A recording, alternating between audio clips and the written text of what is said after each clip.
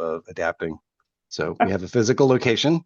If people ever want to come to the council meetings at the Cal EPA building, we can provide that. We're also still exploring the idea of in person, and that'll be a discussion item today. Yes, thank you, Greg. So I have managed to share my screen, and you should all be seeing a California Monitoring Council slide. Can everybody see that okay? Yep. Okay, great. So I'm going to go ahead and uh, move us forward with the next slide. If I can, sorry, I get the slides to advance that way. Okay, great. Okay, so a little bit of logistics. Just some housekeeping items. The meeting is being recorded, and the recording is going to be posted on the council's webpage. So please mute your mics unless you're going to be speaking. Okay, so I'm going to start with the agenda items. We're going to introduce some new council members and then go into roll call. First, I'd like to introduce two new council members. I'm pleased to announce that we have two new people joining us today. The first person is Natalie Jacuzzi. She is our new member representing the agriculture sector. Natalie is a senior environmental scientist at the California Department of Food and Ag in the Fertilizer Research and Education Program, or FREP. And then I want to know, Natalie, would you like to just say hi and take yourself off mute for a sec? Yeah. Hi, all. I'm excited to join. My background is a lot of work in water transport into the Beto zone, so groundwater, water movement through unsaturated Beto zone, and yeah, a lot of our work is in nitrate contamination of freshwater resources. So I'm excited to represent CDFA on this council. Thank you, Natalie. I'm glad to have you here. And the next, our other new member is Karen Newton, and she's our alternate member representing the water supply sector. Karen's a senior engineer with the Department of Utilities at the City of Sacramento. And Karen, would you like to say a few words, introduce yourself? Thank you so much. I'm so grateful and happy to be here. I'm Karen Newton. As she said, I'm a senior engineer. I'm also the Source Water Protection Program Manager for not just the city, but for the region. We partner with a lot of other drinking water utilities, drinking water providers. And the first, people think of drinking water treatment, they think of the plant, but actually the first level of protection is source water protection. So I hope to bring that focus here and to bring the focus of drinking water to this group. And I'm really excited to be here. Thanks. Thank you, Karen. Glad to have you. And both Karen and Natalie, great to have your perspective on the council. Okay, with that, I'm going to launch into the more official roll call of council members. We have some people who aren't here today or, unfortunately couldn't make it. So I'm going to kind of go through those as we do the roll call. First, we'll start with the Cal EPA chair. We is here. Thank you for already introducing yourself and sort of setting the stage. For the California Natural Resources Agency, I think Caitlin was unable to make it for this meeting, but Mike Esgro was going to attend. Or Kyla. I'm here for now. Hi, everyone. Kyla Kelly, Water Quality Program Manager for the Ocean Protection Council, and Mike Esgro will be here soon. Great. Thank you, Kyla. On the regulated publicly owned treatment works side, Lorian Fono is here. Are you here, Lorian? And I know Sam was going to show up as well, the alternate. Great. I'll just ask people to, if they are joining late to sign in the chat. On the regulated side, Grant unfortunately can't make it. Brian, I see you. You are here. I'm here. Hello. Yeah. Welcome. Community monitoring, Helen, are you able to join us today? Okay, not hearing Helen or Marianne. Marianne, are you here? Moving on the public, for the public sector, Ray Hemstra, are you here today? Or Fred Briones? I think I saw Fred. Yes, here. Thank you. Welcome. Water supply, Peter Vroom. I think he'll be joining us later. And Karen is here. So Karen, good thing that we have the alternate. And let's be moving on. For drinking water, Andrew Altavote or Christine Sotelo. Christine is here. Good morning, everyone. Good morning, Christine. Thank you. Agriculture, we introduced Natalie. Again, we'll have to circle back and talk about filling the vacancy for your alternate. And then on the public health side, Anthony also is unable to attend today. We also have a vacancy, but I'm working with him to identify an alternate. On the scientific academic side sector, Krista, I think, is out today, but Steve Blumenshine, are you in?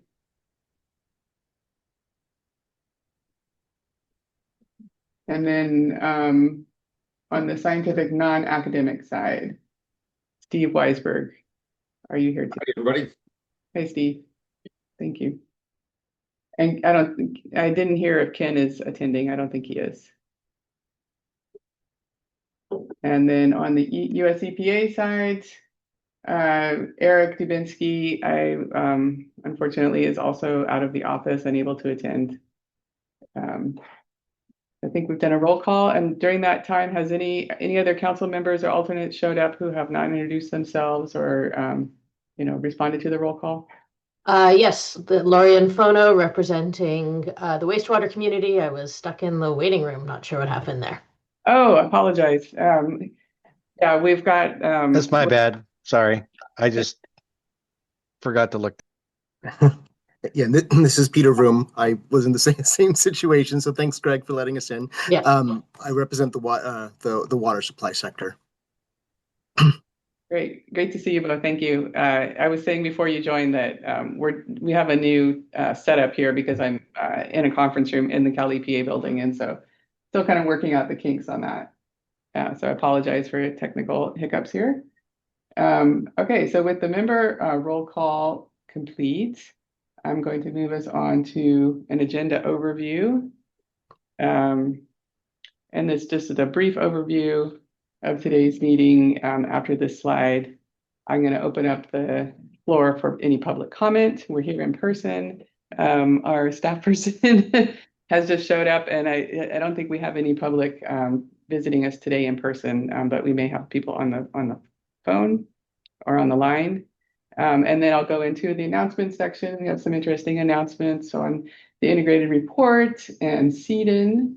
And then we'll launch into the main focus of today's meeting, which is an overview of several regional monitoring programs. Really thank everybody for coming today and sharing your work. We're going to be hearing from 6 different programs: the San Francisco Bay RMP, the Russian River RMP, the Klamath Basin Monitoring Program, the Delta RMP, and the Southern California Bight, plus a brief update on the Stormwater Monitoring Coalition, both in Southern California. And then just a heads up, unfortunately, the presenter for our last item, Allie Dunn, on the Surface Water Ambient Monitoring Program, is unfortunately out sick today. She was going to try to power through, but is unable to give the presentation. So we'll probably end up breaking a bit early today. Now with that, I'm going to see if I can manage to advance the slide here. Aha, got it. All right. And so with that, I'm going to turn it over. We're a couple minutes early, but I want to open it up for public forum. Is there anybody in the public who would like to speak on items that are not on the agenda? I'll give you a few minutes to do that. And while I'm doing that,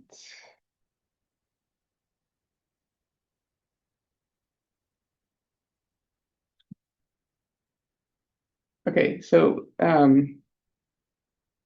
not hearing any members of the public, feel free to chime in. All right, do we have anybody in the waiting room? Just to make sure. If we don't have anybody in the waiting room, I think we can move on to the announcement section. And as you can see, it's a little bit different than what's in the agenda. I just thought it would be easier to sort of coordinate all the announcements in one spot. And we have a few guest announcements here. So first, I'm going to turn it over to Jesse Maxfield from the Integrated Report Program, who's going to give us an announcement about the 2030 Integrated Report.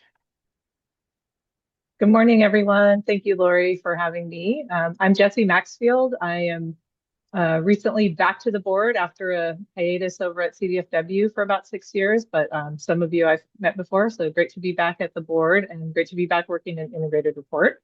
I'm the supervisor of the Tools and Support Unit for Water Quality Assessment, which, as some of you may know, was Lori's previous role, so big shoes to fill there. We've got a few different announcements to make. The 2030 Integrated Report is what I primarily wanted to talk to everybody about, and I'm going to share my screen here. This is our webpage.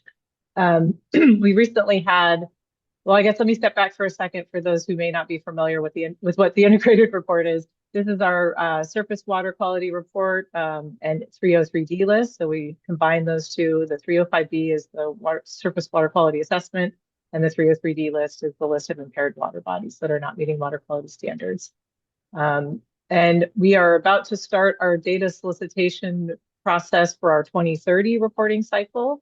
We're hoping to have our data solicitation announcement coming out hopefully by the end of this month or early April. We are running into a bit of a delay with some of our translation services for releasing some of these documents. So I'm here today to kind of let everybody know that this is coming. And if you're not already familiar, the data that we use for our integrated report primarily comes from CDIN. Any data that can be entered into CDIN needs to be entered into CDIN in order for us to use. So any data that's being entered into CDIN or has been entered into CDIN will be used for our process for 2030.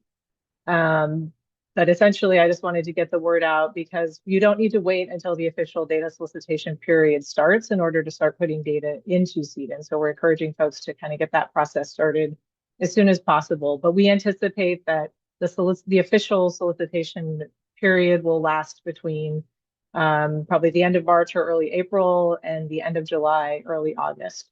And I think it's probably going to be about a 4-month period, which may be a little different than previous official solicitation windows. So just wanted to flag that for everybody.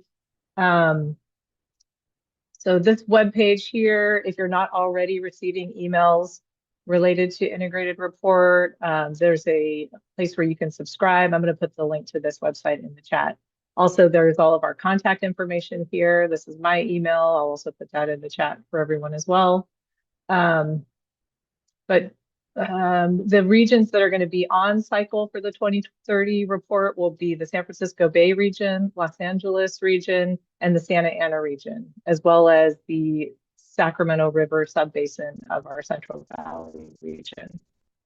So those will be the regions that we're going to be looking at data for 2030. Also, just in case folks weren't aware, the 2026 list was recently adopted by our board and is now being prepared to be submitted to US EPA. So this webpage also has information about other reporting cycles. If you're interested, this will be updated when everything is finalized for 2026. We are in the middle of the 2028 cycle right now. And 2030 is upcoming. So this will be where you can go to get more information as it becomes available for the 2030 integrated report cycle. I think that's pretty much all I wanted to share. If anybody has any questions, please feel free to reach out to me. And I was also going to encourage folks who are in meetings or in other forums where you're with data providers, if you can give folks a heads up that this is coming, we'd really appreciate it. We're just trying to get the word out. We did announce it at our board meeting earlier this month when the 2026 list was adopted to just try to get folks aware of this. But there will be a more official announcement coming soon. Any questions from anyone? Make sure.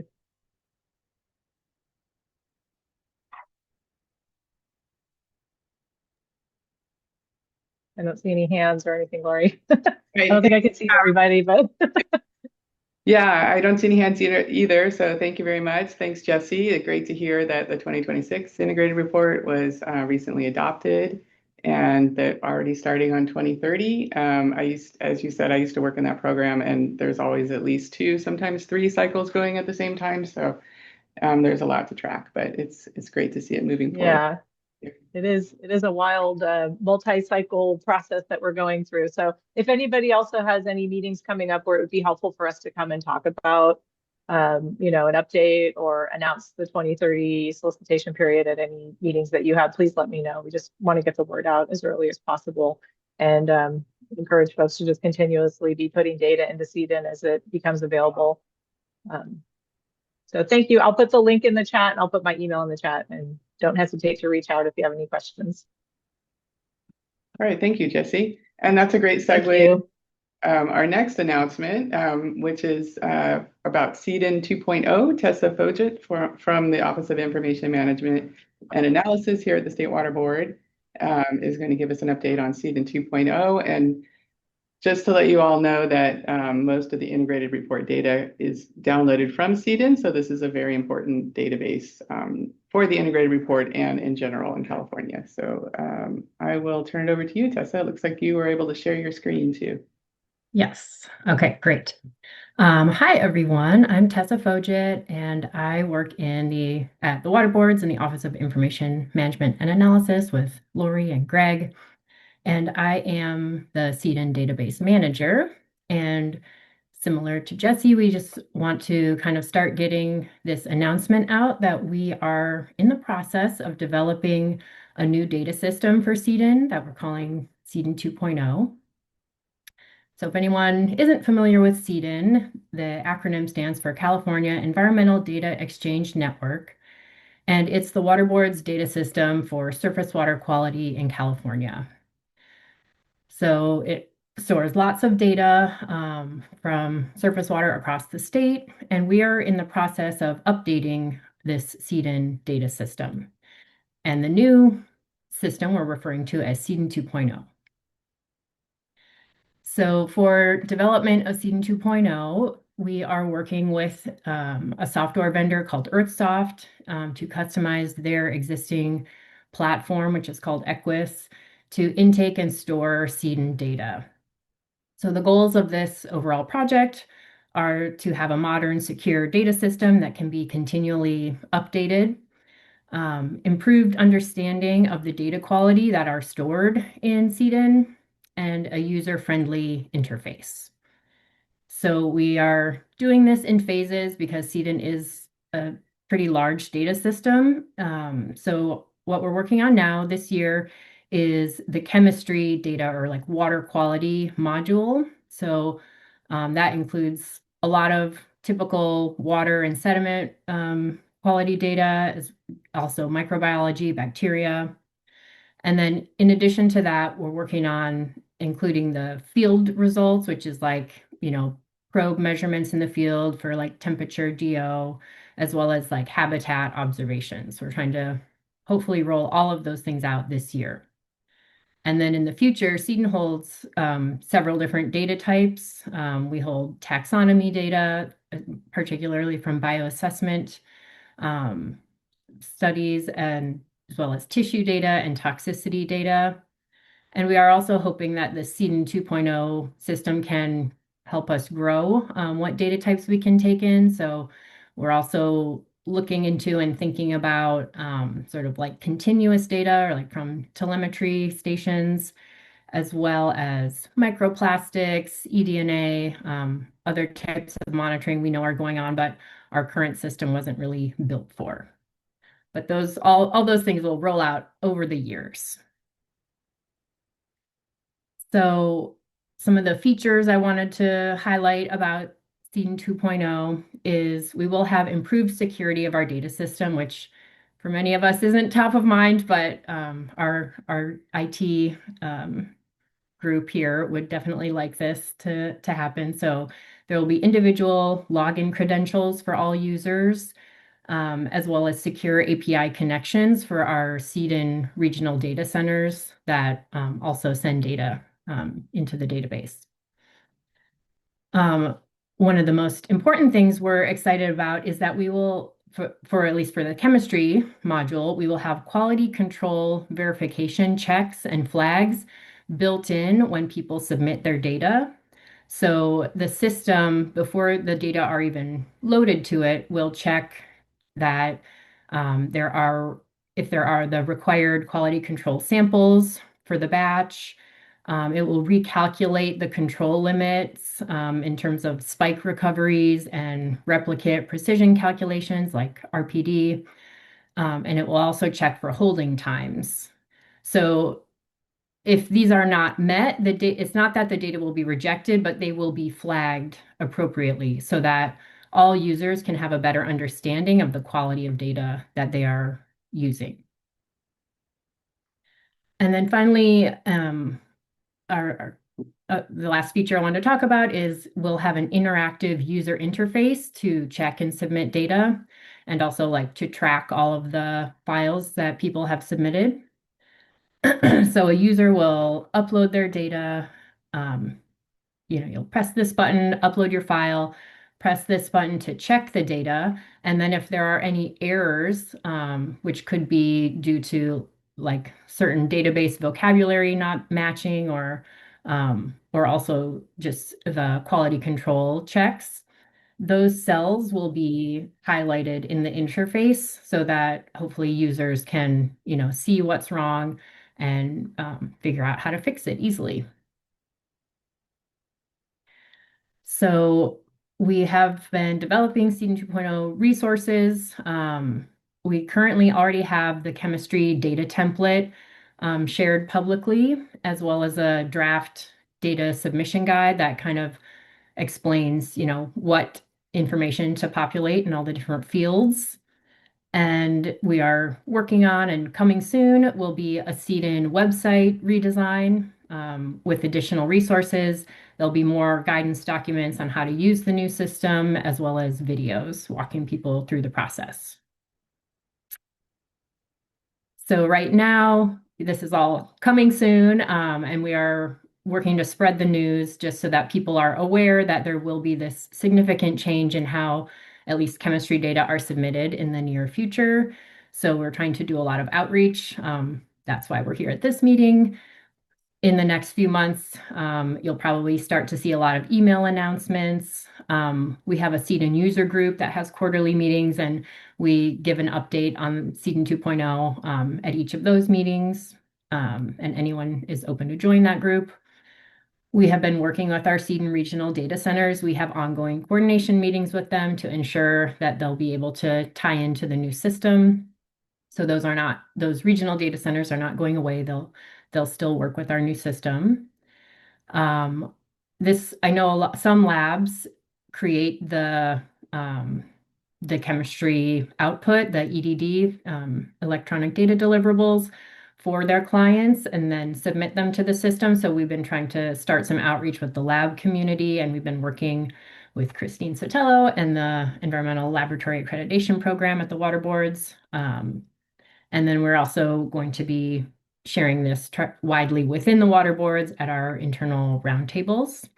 If anyone has other ideas of groups or communities we should work to outreach to about this upcoming transition of our data system, I'd love if you put that in the chat so we can kind of add that to our list of people to reach out to.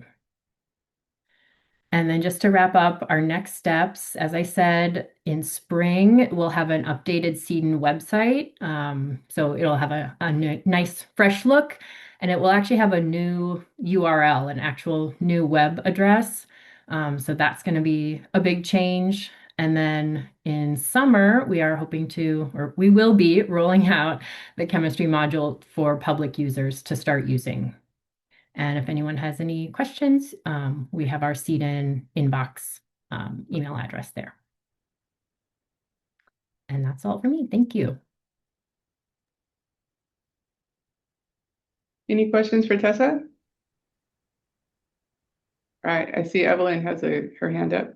Hi, I'm just curious what the public how the public will be able to use this. Can you just talk about it briefly?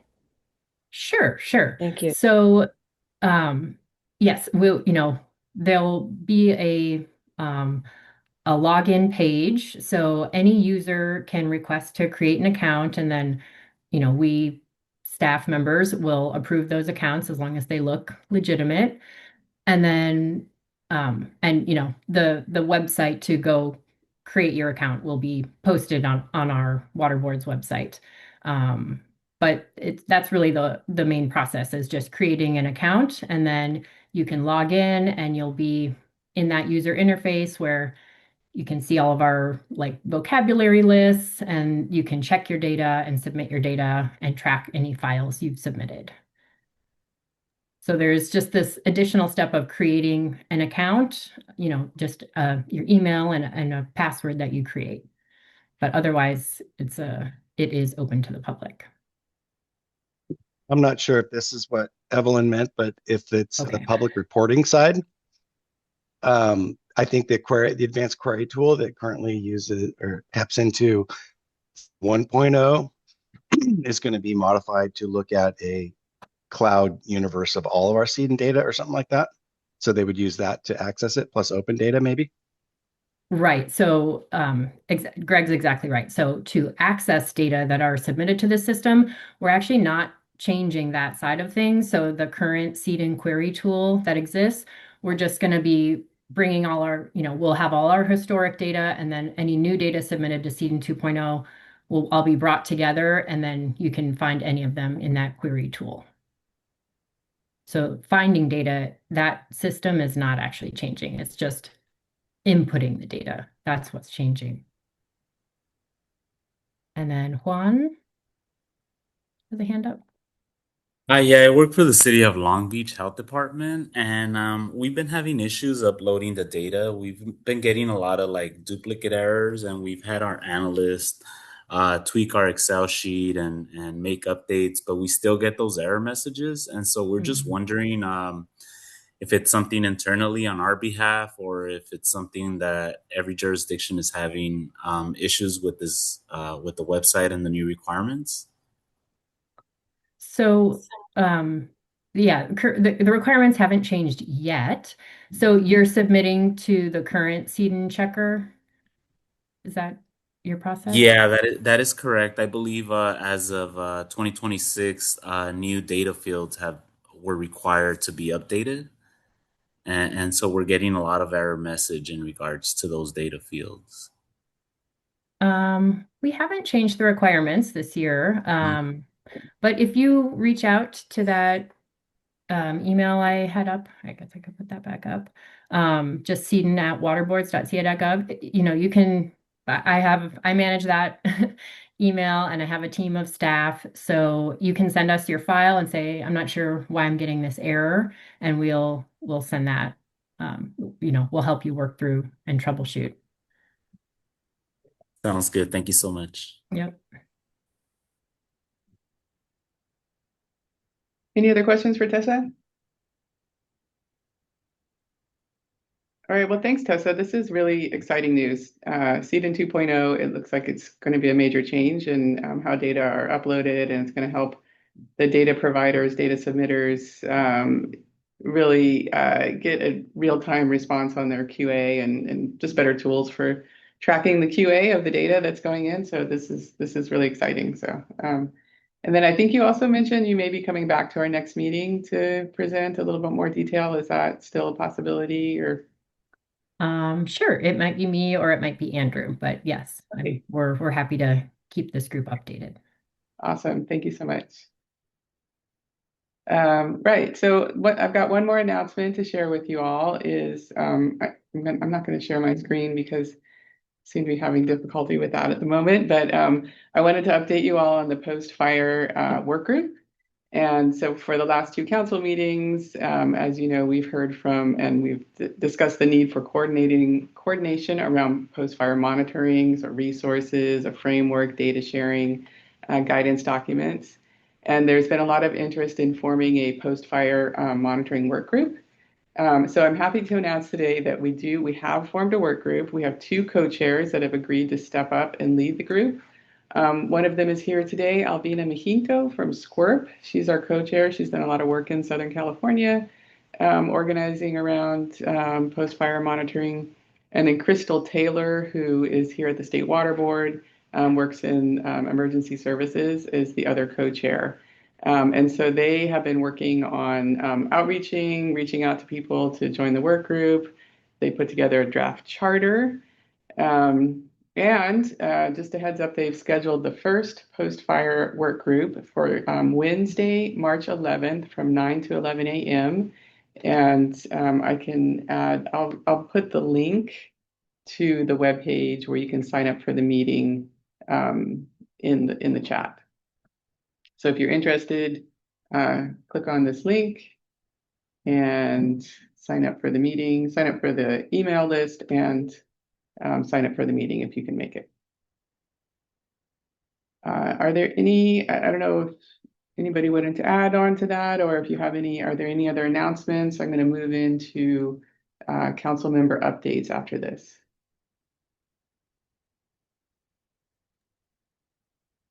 I'll just say congratulations to everyone for kicking off the post-fire water quality monitoring work group. It's been a work in progress for years, and we've talked about it, and it took a lot. It took everyone's help to sort of like get it up and running, and it's already got, what, 50 people showing interest or some huge number. The email list has over 600 people signed up, and then for the meeting, there were about 48 people who signed up for the Zoom meeting on the first day.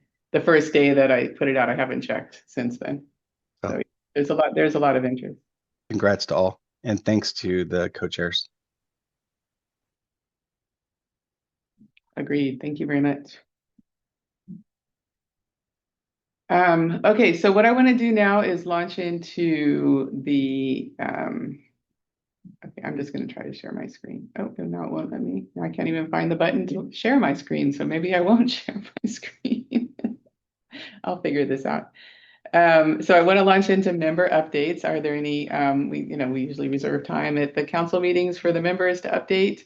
I know, Peter, you wanted to talk about the equity work group, so we've got plenty of time to do that. And I also have a brief update, a brief director's update. So we've got time to go through member updates. If any members would like to update the group, share information, or start a discussion.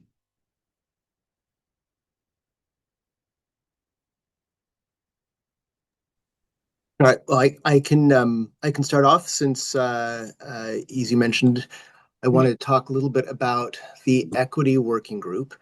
I just wanted to share with everybody that the group is in a transition right now, but Lori and I feel that remains a really important part of the council structure. As many of you know, there was strong interest when the group was first formed, similar to the fire group. We literally had hundreds of people sign up for the email list when we first started talking about an equity group, which tells us that equity is an important topic that people want to hear about. However, at the same time, like many of the volunteer groups that exist, sustaining consistent engagement became a challenge over time. And we ended up being lucky to have even just a handful of participants come to the equity work group meetings. Additionally, there's a leadership transition that's occurring right now. And so we're seeing this kind of as an opportunity to pause and reassess what the group should look like. Rather than to try and revive the group exactly as it was, we see this as a time to clarify the group's purpose and make sure it's focused on practical outcomes that support the council's core mission. In the near term, Lori and I will be meeting with the remaining co-chair to hear her perspective and talk about what kind of support she would like to help the group succeed, consider whether there's any adjustments to structure or leadership that should be made. We'd also like to look at how the group coordinates with the council's other working groups, so expectations are clearer and that the work feels integrated throughout the council rather than being kind of a separate entity, which it seems like it had been for a while. So our ask for other council members as well as working group members is to help us reframe what the equity working group should look like and what we should do. We originally tried to incorporate elements of equity into all the working group charters and also serve as a resource for the other working groups with limited amounts of success. Primarily, most recently, the equity working group was essentially just a discussion forum where we'd have speakers come in that sort of thing. We'd like to explore whether there are opportunities or better ways for the equity working group to embed equity into the council's existing work. The goal is to make equity practical, relevant, and connected to what it is that we already do. And so we don't expect anybody to have answers today. After Lori and I meet with the remaining co-chair, I'm planning to send out an email that will hopefully solicit input from everybody so that we can get a better idea kind of what we can do to serve the council and all the different working groups better. And so that's pretty much my update. I don't know, Lori, if there's anything else that you wanted to add. No, not to add, but just happy to support where I can. And thank you, Peter, for stepping up and continuing taking the lead on this, continuing to move forward with an equity working group. It's an important issue that I'm happy to support wherever I can. And looking forward to setting up the meeting with the co-chair and maybe sort of reinvigorating the work group and looking at goals and keeping it going, keeping the work going. And I'll just add, I mean, some early ideas that come off of my head is literally the post-fire water quality work group has lots of opportunity to center equity in sort of data delivery, reducing burdens of communication, and especially thinking about the different risks. I think there's some opportunity there. There's also this sort of looming and outstanding assignment we got from legislature with prioritized inland safe to swim waters, so AB 1066, and our safe to swim work groups are hopefully going to start reorganizing around something around like that. And the language in that bill literally talks about overburdened and disadvantaged communities being centered. So I think there's some opportunities with at least those two. Obviously, safe to eat is another one that comes to mind. But yeah, happy to help and brainstorm and think of ways to kind of connect. Thank you. Thanks for your work. Oh, sure. You're very welcome. I think that participation, encouraging people to participate is going to be one of the key things, because that's what we ended up really struggling through is nobody showing up essentially to meetings. So yeah, I think participation would definitely be served by alignment too, and sort of finding the what's in it for them kind of a thing. Yeah. And I think that's the step that is forming in my head. It's like, how do we do that? So I apologize maybe for not helping as much as I could have in the last couple of years, but I do think there's some ways to sort of like put some breadcrumbs, if you will, that sort of make it easier to track like how equity relates to the work of the different work groups. Yeah, that sounds awesome. Christina, looks like you have a question. Oh, I had a member update. I don't know if this was the right time, but thank you, Peter, for that update. Sure, no worries. Thank you, everybody. And thank you, Greg. I think I'm seeing a meeting, a brainstorming meeting forming in the relatively near future with you and Peter to flesh out these ideas you brought up a little bit more. Really appreciate that. Any other comments on questions for Peter, or comments on the equity working group? More to come, definitely. And thank you, Peter. And I'm going to turn it over to Christine then, if you have another update. Member update. Good morning, everybody. Hi. I just wanted to give everybody an update on ELAP's new offerings. So switching to more technical matter. So we're going to offer today a new air and soil vapor testing method. This is a joint request from the Department of Toxic Substances Control and the State Water Board's Division of Water Quality. So we're offering 3 new analytical test methods. For those of you that, don't know, air vapor intrusion testing is an important test to ensure public health protection because there's risk of inhalation and exposure when you have contaminated soils. And so this is really marks an important shift in our services. We have offered different matrices such as drinking water, hazardous waste, water testing and soil, but we have not offered testing for air. So it's a shift in our services, and we're happy to continue to support public health and environmental protection through this new offering. That's it.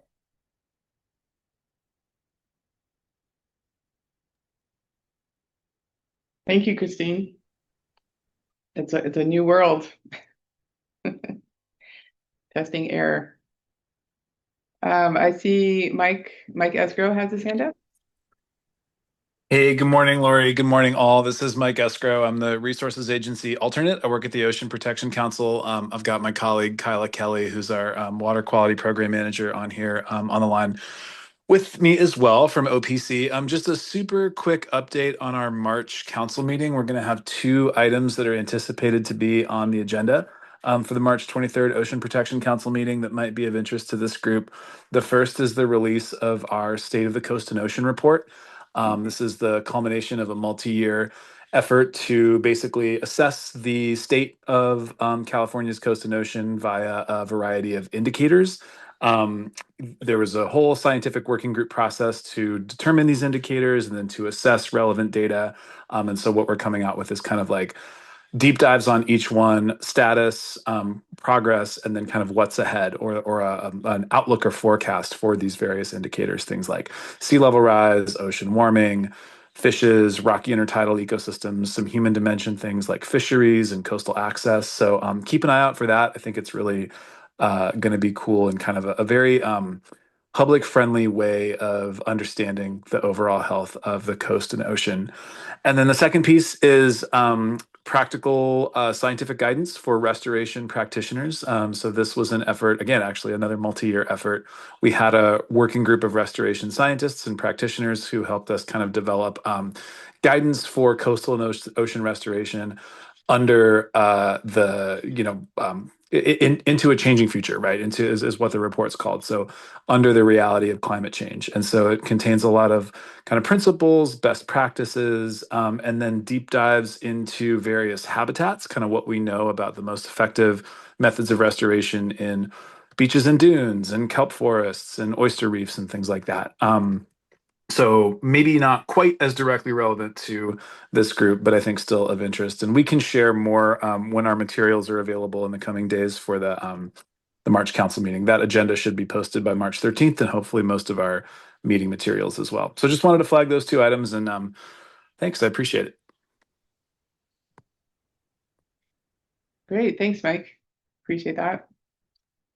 Lorian, I'm going to turn it over to you, but I just wanted to give Peter a heads up that I've had a couple of requests for your email address in the chat, if you wouldn't mind. I see Greg typed in. If you're okay. Sure, yeah, I'll put it in the chat. Yep.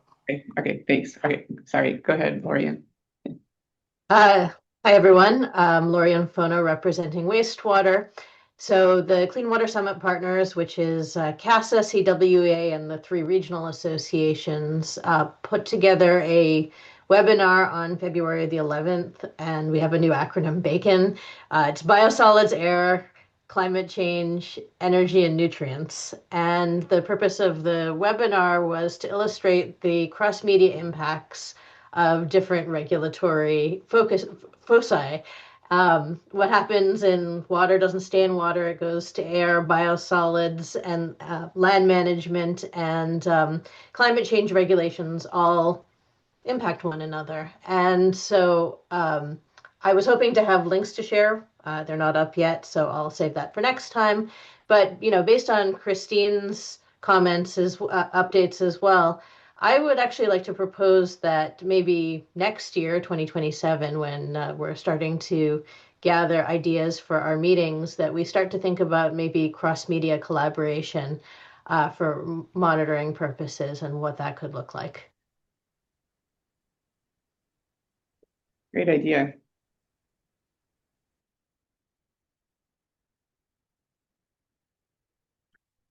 Brian?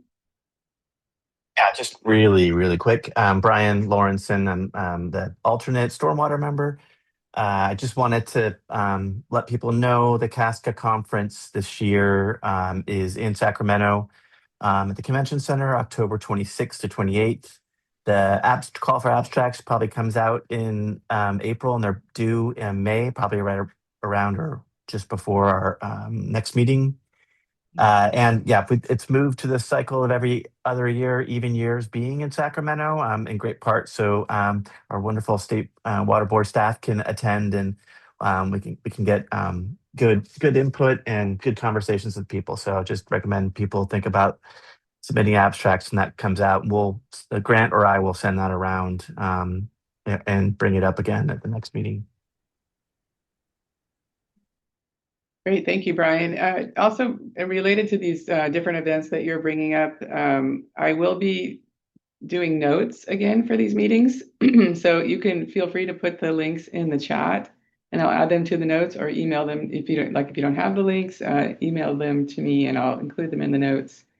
And you'll see draft versions of the notes as well before they get finalized. And then also there's the My Water Quality website. If you ever want to publicize any links, send them my way.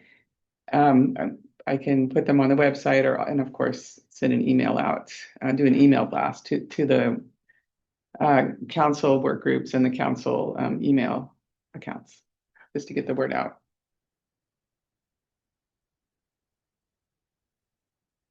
Okay, any other member updates? We've got about 10 minutes until our first presentation. I have a quick director update, actually something that I wanted to chat with you all about. Okay, so in December, I sent out a survey to the council members to get input on preferences for the 2026 meetings, and got a lot of good feedback. Actually summarized that feedback in writing in the agenda. There's a little section called the director's report if you want to read through that. But one thing I wanted to mention to you all is that there were quite a few requests to return to in-person meetings. And I think it's a great way to network, to actually meet in person. Makes a lot of sense. My understanding in talking to Greg and others is that one of the reasons that the in-person meetings were discontinued, even after COVID, was a lack of funding to reimburse members for traveling to the different meetings. And so actually with Greg's help, we started a discussion again with our administrative services department, and we learned that there's still a pathway to reimburse council members for travel that we can pursue. Again, we'd have to justify that the travel is mission critical. We've done that in the past. And then the other caveat, which I think has always been there, is that anybody who's being reimbursed for travel cannot be currently in a contract or receive any funding through state board funds. So you have to be a non-paid consultant.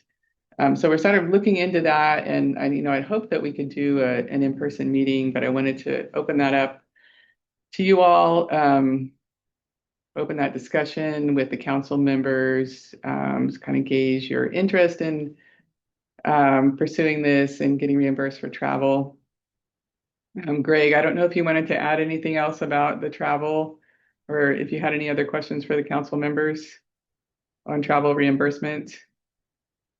But otherwise, do people generally think this is a good idea? Would you take advantage of it? Do you think that you fall, is it something that we should put some time and effort into looking into? Yeah, the only thing I'll add is that one of the bureaucratic barriers we have to get over was already mentioned with this justification for mission critical. I pushed on whether we could do a blanket or whether that's for every meeting, and it's every meeting. We're going to have to do this for every meeting, which is not a big deal, but it just sort of it adds to the thinking process and literally logistics, because it's hard to plan with the idea that maybe 3 months or 2 months ahead of each meeting, we'll put in the request that'll justify the ability to repay the travel claims. So the other thing I'll say is I think there's room for folks that message about if you have a contract with the state of California or the state water board, you can't get reimbursed. I don't think that's 100% how we need to play it. I think we need to push on the idea that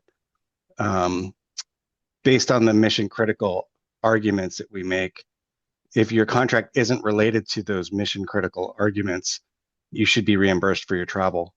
If it does turn out that the reason that we're having the meeting in person is related to your contract and you're paid through that contract to be able to represent in person, obviously you get paid through the contract. So anyway, just some nuances there that I've already thought about, but we haven't worked out the logistics.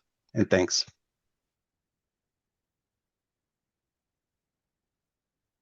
Thanks, Greg. So any comments, anybody opposed to us doing this? I put a little bit of thought into it, and I actually was able to reserve one of the larger conference rooms in Sacramento for the August 27 meeting. So not the next meeting, but the one following that. We could, I think it might take us a little bit of time to, get all the paperwork done for reimbursement. And a lot of people, on the council are located in the Sacramento area, so might not even need travel reimbursement, or, maybe easier. So I guess I'm looking for input from the council. Is this something that does August 27 work? As should we go for an in-person meeting for the August 27 meeting? Any objection? I'm seeing a lot of thumbs up. Okay, I'm going to take that as a yes. So I'll work with Greg. I know we have some hoops to go through and see if we can get everything in place so that we can get reimbursement. But otherwise, we'll plan for an in-person meeting in Sacramento in August 27th. So great time to come to Sacramento. It's the end of August. It always seems to work out that way, that the in-person meetings in Sacramento happen in the summer, but hey, we can visit a local waterway after the meeting. Okay, great. So thanks for your input. Thanks, Greg. Hopefully we'll get together in person in August, and I hope this works out. So we've got about are people okay with a 5-minute break? Would you guys like to take a 5-minute break until about 10:01, and then we can start with the next item? Okay, I'm going to go off camera for a minute, and then we'll start again about 10:01 with our first item, our first regional monitoring program presentation. Thank you.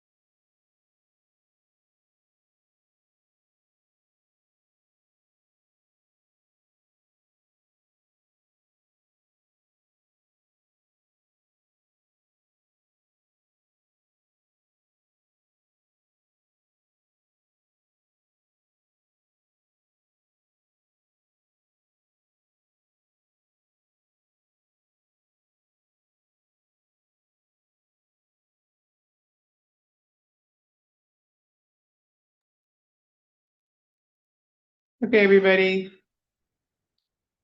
Let's come back from the break. I apologize, my screen sharing capabilities are still not up to speed in this new configuration. So it doesn't seem to be working very well, but we can move into our next item. But we're going to launch into the main event for today, which is presentations from the regional monitoring programs.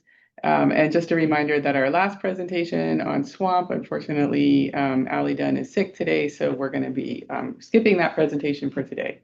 But we do have a lot of good presentations lined up. And our next one is on the San Francisco Bay Regional Monitoring Program. And I see Amy Kleckner and Jay Davis are online. You should be able to share your screens. Looks like it's working. Thank you. So I'll turn it over to you.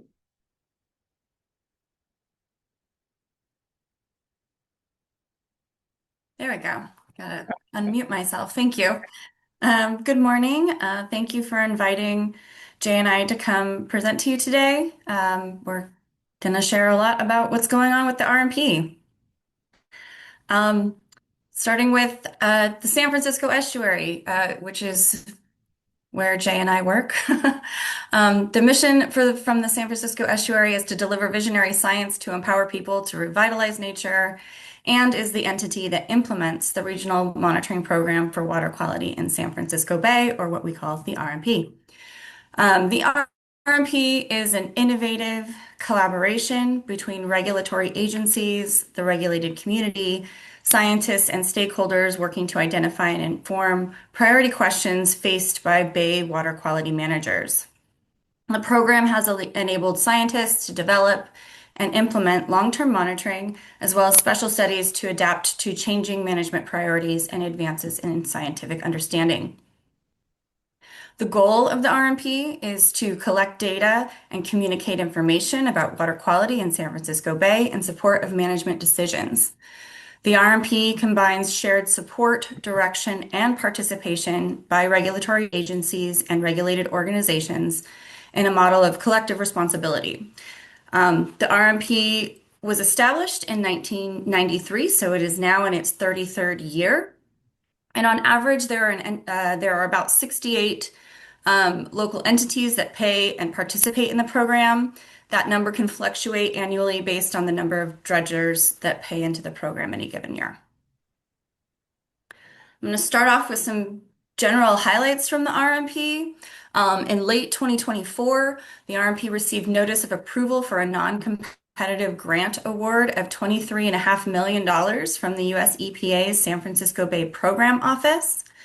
This grant is going to support our program's goals and management questions over the next 5 to 7 years by providing funding to help us not only do more, but also do better. So the annual RMP budget has grown from what was about $5 million in 2024 to a little over $9 million in 2026. In order to keep up with the additional work and being able to do more, we are going to be hiring at all levels. So scientists and a deputy me. So I have some help managing this new bigger program. There'll be an increased emphasis on communications. CECs have been a priority throughout the program over the last few years, and so these funds are going to help us continue to do that. There's also a lot of effort in our watershed modeling area, and also PCB studies to inform the upcoming TMDL review. There are 3 main parts of the program. The amounts that I have listed here are the budgets for 2026. I will spend the majority of my presentation today sharing details of our status and trends monitoring program, but I'll start with our programmatic tasks portion of the program. That includes all of our governance, the quality assurance and data services, and our communications are all included in that portion of the program. And then we have status and trends monitoring. The annual budget for status and trends can vary a lot between years, just depending on what is being monitored in that year. Special studies are proposed annually by the work groups and strategy teams to inform study design and fill information gaps. These studies are all driven by management questions, and there's a lot going on in the special studies part of the program. Often, special studies will leverage the efforts that are going on in status and trends. In addition to special studies and pilot studies, we also have our watershed modeling and bay modeling efforts in the special studies program, or special studies portion of the program. The work groups and strategy teams serve as the basis of this bottom-up planning process by meeting as needed to develop the long-term RMP study plans that address our highest priority topics. Generally, our work groups meet in the spring, so we're getting ready to kick off our work group season. At these annual meetings, the work groups and science advisors discuss and rank special studies proposals for the following year. The recommended proposals and their rankings, as determined by the work group, are then shared with our technical review committee in June, who then have the responsibility of determining a full complement of studies from all of the work groups, which then gets brought to the steering committee to be approved for the next year's funding. The RMP contributes some funding to the nutrient management strategy, which is a separate entity that SFEI also administers, for ongoing nutrient monitoring and for some special studies through the NMS science program. And the steering committees of these two programs communicate frequently. So, status and trends monitoring are priority questions for the next 5 years. The Bay RMP's status and trends monitoring program tracks long-term trends in San Francisco Bay water quality, providing information on the effectiveness of water quality regulations and cleanup efforts. The monitoring design has evolved over time, and in 2020, it underwent a major design evaluation and revision that shifted monitoring in support of early identification of contaminants of emerging concern. We still monitor legacy pollutants as well, but there was a shift to adding a lot more CECs monitoring to our program. So now I'm going to go through all the different monitoring efforts and share the design and frequency of those with everyone here. So the RMP supports monitoring efforts with the U.S. Geological Survey. So the first thing we do is support the USGS moored sensor network for suspended sediment that collects continuous data at 5 locations. We also the RMP also supports the nutrient management strategies moored sensor network in the south part of the bay, which collects continuous water quality measurements at 17 stations. The data for those stations are available through an NMS Shiny app that they have developed, and they're in the process of developing a regional data dashboard. Currently, there is no standardized access point that we know for continuous data sets. So for now, these data are shared through through the Shiny app, and hopefully soon through the regional data dashboard. The RMP also supports the USGS monthly Peterson cruises for nutrients and phytoplankton. Those occur monthly. That data is shared on the USGS website. It collects data at 38 stations. We also monitor toxic contaminants in bay water during the dry season. That occurs every 2 years. Our last collection effort was last summer. Most of the data at this point has been received from the labs and is now awaiting QA review before being uploaded to our databases and CDIN. The next collection effort will be in the summer of 2027. In 2025, we also collected for aquatic toxicity, which is something that is done alongside the water crews every 6 years, as well as California Toxics Rule Parameters measurements, which is every 10 years. So those were both done in 2025 as well.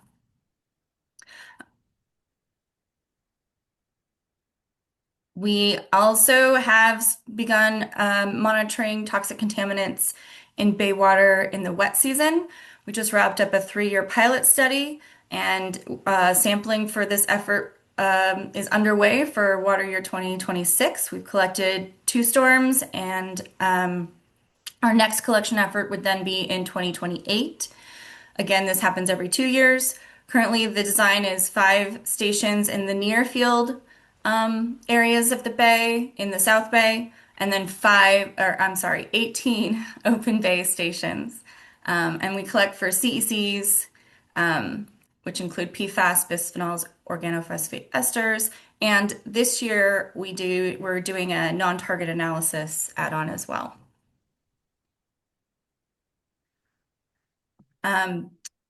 Another effort in status and trends is to look at selenium concentrations in the North Bay in water, clams, and sturgeon.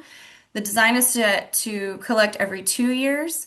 Our last collection effort, though, was in 2023. We're going to be meeting with the selenium strategy team in March to review the results to date. And then our next collection effort will be starting this year with sturgeon sampling in coordination with California Department of Fish and Wildlife this April. And then water and clams will be sampled again starting in June.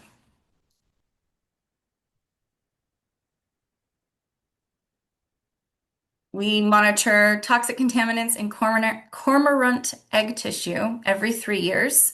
The last collection effort was in the spring of 2024. The data is awaiting QA review before being uploaded to our databases in CDIN, and then our next collection effort for cormorant eggs will be in the spring of 2027.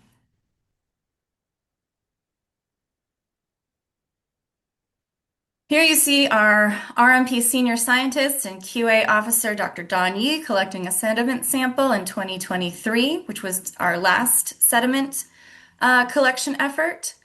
So we collect sediment in the bay, in the near field, and in the margins of the bay every 5 years. So that data from 2023 has nearly completed the QA review and will be soon uploaded to our databases in CDIN. Our next collection effort will be in the summer of 2028.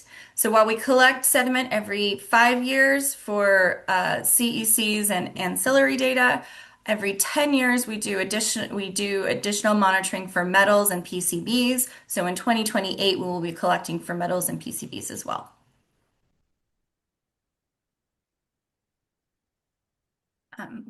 And we collect every 5 years for sportfish tissue. The picture there is a shiner surf perch, one of our targeted fish species.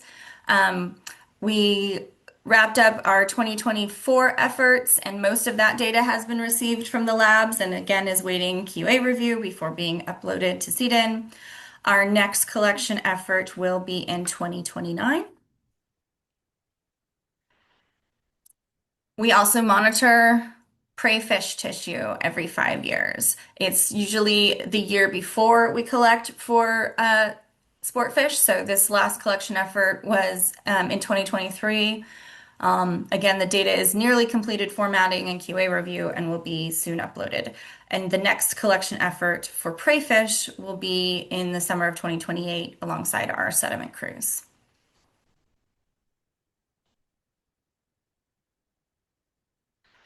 The RMP has a dedicated data services team and QA officer.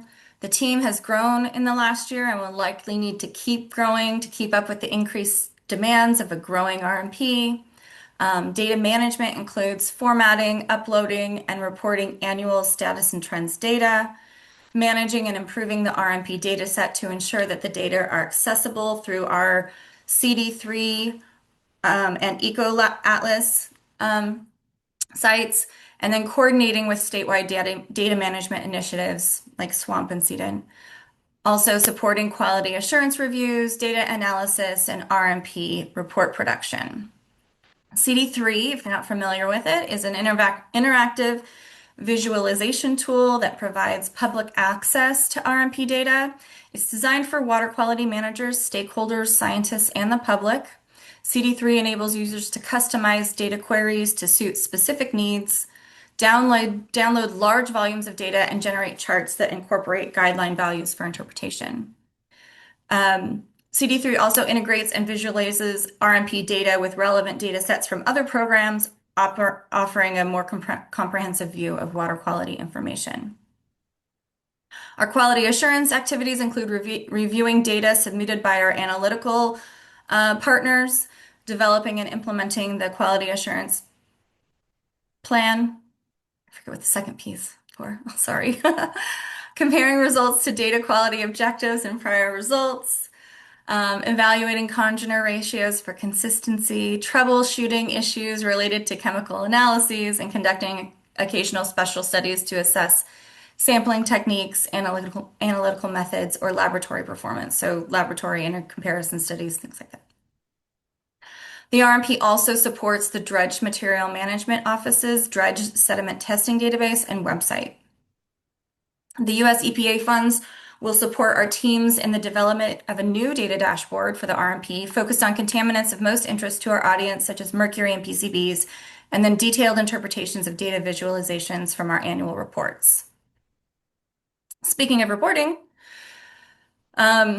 communications products from the RMP include our annual reports, the Pulse of the Bay, which comes in even years. So we were producing our RMP Pulse of the Bay this year in 2026. And in odd years, we produce an RMP update. We also annually have a multi-year plan update. We have our RMP website, technical reports, journal publications, presentations, posters, fact sheets, our email newsletter, media outreach, and social media. So we hired this year a communications associate, Sierra Garcia, to help us with our communications. She just completed an update of the RMP communication strategy, which aims to better reach a broader audience and include future water quality professionals. So I want to encourage you all to sign up to receive our RMP e-update, which is our quarterly email newsletter if you don't receive it already.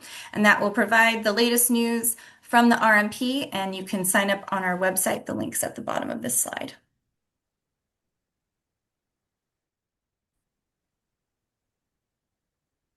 Successes. So the longevity and the growth of the RMP. We are in our 33rd year. We have doubled in a very short amount of time. So that's a big, that's something we're very proud of at the RMP. We're also very proud that we are a consensus-driven science from a diverse set of stakeholders, managers, and scientists coming together to reach consensus on what we want to look at. We are a world leader in monitoring CECs, and we have a groundwater monitoring program to meet increased demand in that area. We're developing remote samplers for PFAS alongside our manual sampling efforts. And then moving on to challenges. So managing the growth of the program. While we're very excited that the program has grown, it grew very quickly. And so we're managing that growth. And so staffing up is going to be a really important thing to accomplish this year. Again, be careful what you wish for. There is also a lack of a standardized data access point for continuous data for things like the NMS moored sensor program data, and then the data services team has shared that the rollout of CDIN 2.0 has taken longer than expected, but it was great to see it earlier in this meeting today. I'm going to turn it over to Jay to talk about community outreach. So we're following the prompts that Lori gave us for topics to cover. It's good to be back with the council. I was the chair of the safety work group for many years, and then for the recent few years, the co-chair with Anna Older, until the bioaccumulation program ended in 2024. But the work continues in San Francisco Bay anyway. So along the lines of community outreach, I want to mention one RMP related project that we did with a community group in the Vallejo area, doing some intensive fish monitoring in the Carquinez Strait. This was a community-led project, and we included citizen science community fish collection as part of that. And then that sort of approach is, we're currently working on a proposal that's due to be submitted next Tuesday. We're working somewhat frantically on it to wrap it up and get it submitted to do similar work. And this is also closely related to the swamp realignment plan that we were implementing in the statewide bioaccumulation program we started in San Diego. The next area up for this realignment monitoring was San Francisco Bay. And the realignment monitoring is basically gathering input from the most impacted communities to focus the monitoring on places and species of greatest interest to them. With this call for proposals for the Bay, there's an opportunity to implement the realignment plan that was developed for the Bay. That we developed a plan for the Bay in 2024, but weren't able to implement it. But the idea here, the kind of core of this proposal, is to implement that plan that was written, and with guidance from got a lot of community input. But with the this funding source, the ample supply of funding for the Bay currently, we're going to actually expand the work plan that was developed back then and sample more locations. There's a strong community engagement component to this, so we'll be again getting the community representatives together to provide input. We'll be able to sample more locations, as I said, and then also with this project as well, we want to include a participatory research component, so we'll have more community groups collecting fish as part of this process. The project will also include a significant effort to do consumption survey work, which is a priority for the San Francisco Bay Regional Board. And then also another major component is risk communication and exposure reduction that we'll be doing in partnership with the Sequoia Foundation. There's matching fund requirements for this. So the RMP is providing matching funds and actual funds is like other federal funds from the source Amy mentioned earlier. Anna Holder is on the team, the project team. OWIMA is providing important match in the form of QA and data management. So the realignment effort continues. Okay, next slide.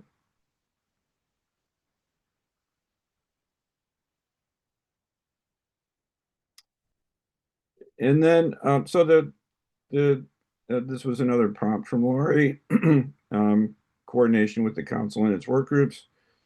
So we're going to continue strong coordination with the Safe to Eat work group. We'll be sharing the information that's generated from this project, through stew meetings, and that's really the main point of coordination between the RMP and the council. So with that, one more slide with just Amy and my contact info. We can open it up for discussion and questions.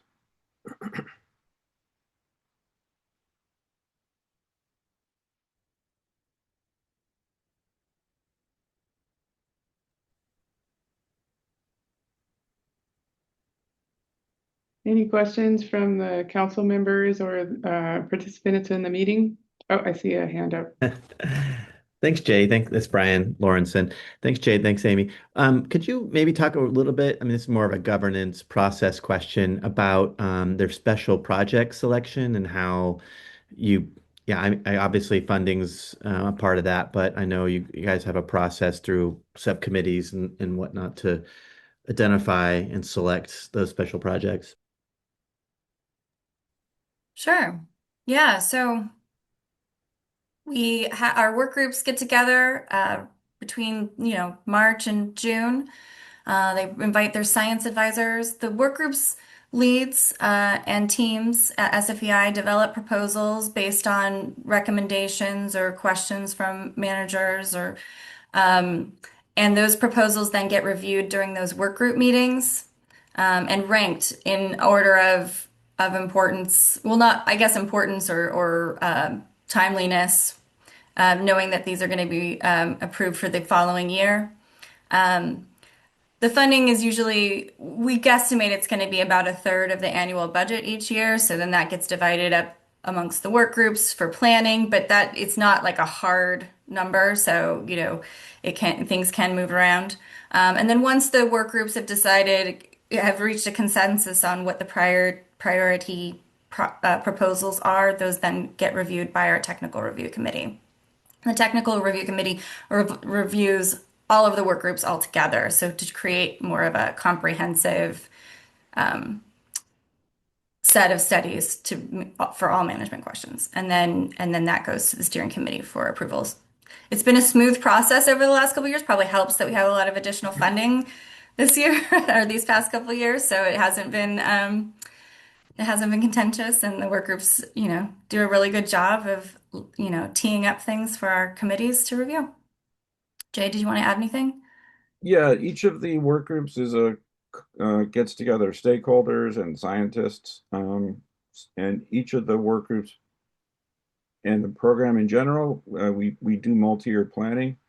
So the work groups have multi-year plan documents called strategies that they develop, and basically with upcoming management decisions in mind, map out plans to provide the information that will be needed to inform decisions. So that's kind of the strategic background of all that special study planning. Lorian. Hi, I just wanted to comment as a member of the SFBay RMP stakeholder community. We're extremely grateful to have this amazing resource in our region. One, I think, lesson that might be of interest to the rest of the state is before this influx of EPA funding, the Bay RMP had a much smaller but stable level of funding from the stakeholder community because in the NPDES permits throughout the region, there's requirements to do receiving water monitoring. And there's language in each permit that says you may do your own monitoring, or in lieu of that, you can contribute to the RMP. And that's really been able to support the RMP since the 90s when it started. And it was a terrific model, in my opinion. Thanks, Lorian. John. Hi, Jay. Hi, Amy. Hi. John Hunt. I worked on the RMP many, many years ago, and it's great to see an update. I'm wondering, with a number of the measurements being done not annually, but every 3 years or every 5 years, if you've still been able to detect trends uh, with a level of confidence that you were able to before. I realize most of these metrics are in things like sediment that don't change as quickly, but I'm just wondering how that's going, extending the interval between samplings. I'll handle that one. It's because it's mostly about the trend monitoring has been mostly focused on fish contaminants, legacy contaminants, mercury and PCBs, and we've got a long-term enough data set to be confident that we're not seeing trends. So that's part of why we used to sample more frequently, but we backed off because we weren't seeing trends, and that pattern has held up over time. We're reevaluating that now, reconsidering that because PFAS are a major or becoming a major concern in fish in the bay and elsewhere. We have a great data set, And the PFAS trends might be faster than mercury and PCBs, even though they're very persistent compounds. There has been management that might cause reductions. So we're considering whether we should be monitoring fish more frequently than once every 5 years with PFAS in mind. One nice thing about this proposal that we're developing is that we would sample in the middle of this 5 year cycle. So we'll get a full suite of PFAS data for the bay. And it's a different set of stations, but another good data set on PFAS for the bay that we can use to evaluate bay-wide trends. Great, thanks, Jay. Greg. Hi, Jay and Amy. Thanks. Good to see you. My understanding of the data accessibility from CD3 is that there's some data that's reported that's not assigned to specific locations of discharge or collection. And I could be wrong about that, but could you maybe clarify that? Plus, how going forward with the new money, any of the data accessibility is going to be anonymized or something, like whatever the right verb is. Sure. Jay, did you want to take this one? I'm not familiar with those issues, that particularly the Okay. location one. The location one I'm not clear on. I think what I can say about CD3 is that we have been doing a lot of talking with our team about how to make it more user friendly. I think that information is in there, but sometimes it's just hard to tease out based on the way it's set up right now. So I think we're working with our teams to try and make improvements to CD3 using these funds to make it more user friendly so that you don't have to necessarily be so informed or aware of the details of the project that collected the data to be able to find the data. I think that's one thing that people have struggled with, that unless you know what the project was called, it's harder to find it, right? So we're talking to our teams about improving that on our CD3 website. Does that help with your question, Greg? I might have forgotten the second half. Well, it just my recollection was like a small P policy going back to maybe the early 2000s, even where in the establishment of the RMP, the regional board agreed that for participation, some of the dischargers would not have their location specific data made publicly available, like that level of detail made publicly available. As of 10 plus years ago, or even 10 years ago, this was still the case. I remember trying to track this down, and it was still a pretty strong commitment by all parties to maintain that sort of a deal. And my second part of the question was, so like I think you've addressed the first part. Maybe it's a nuance that just needs to be better mapped out. This is coming from the open data perspective.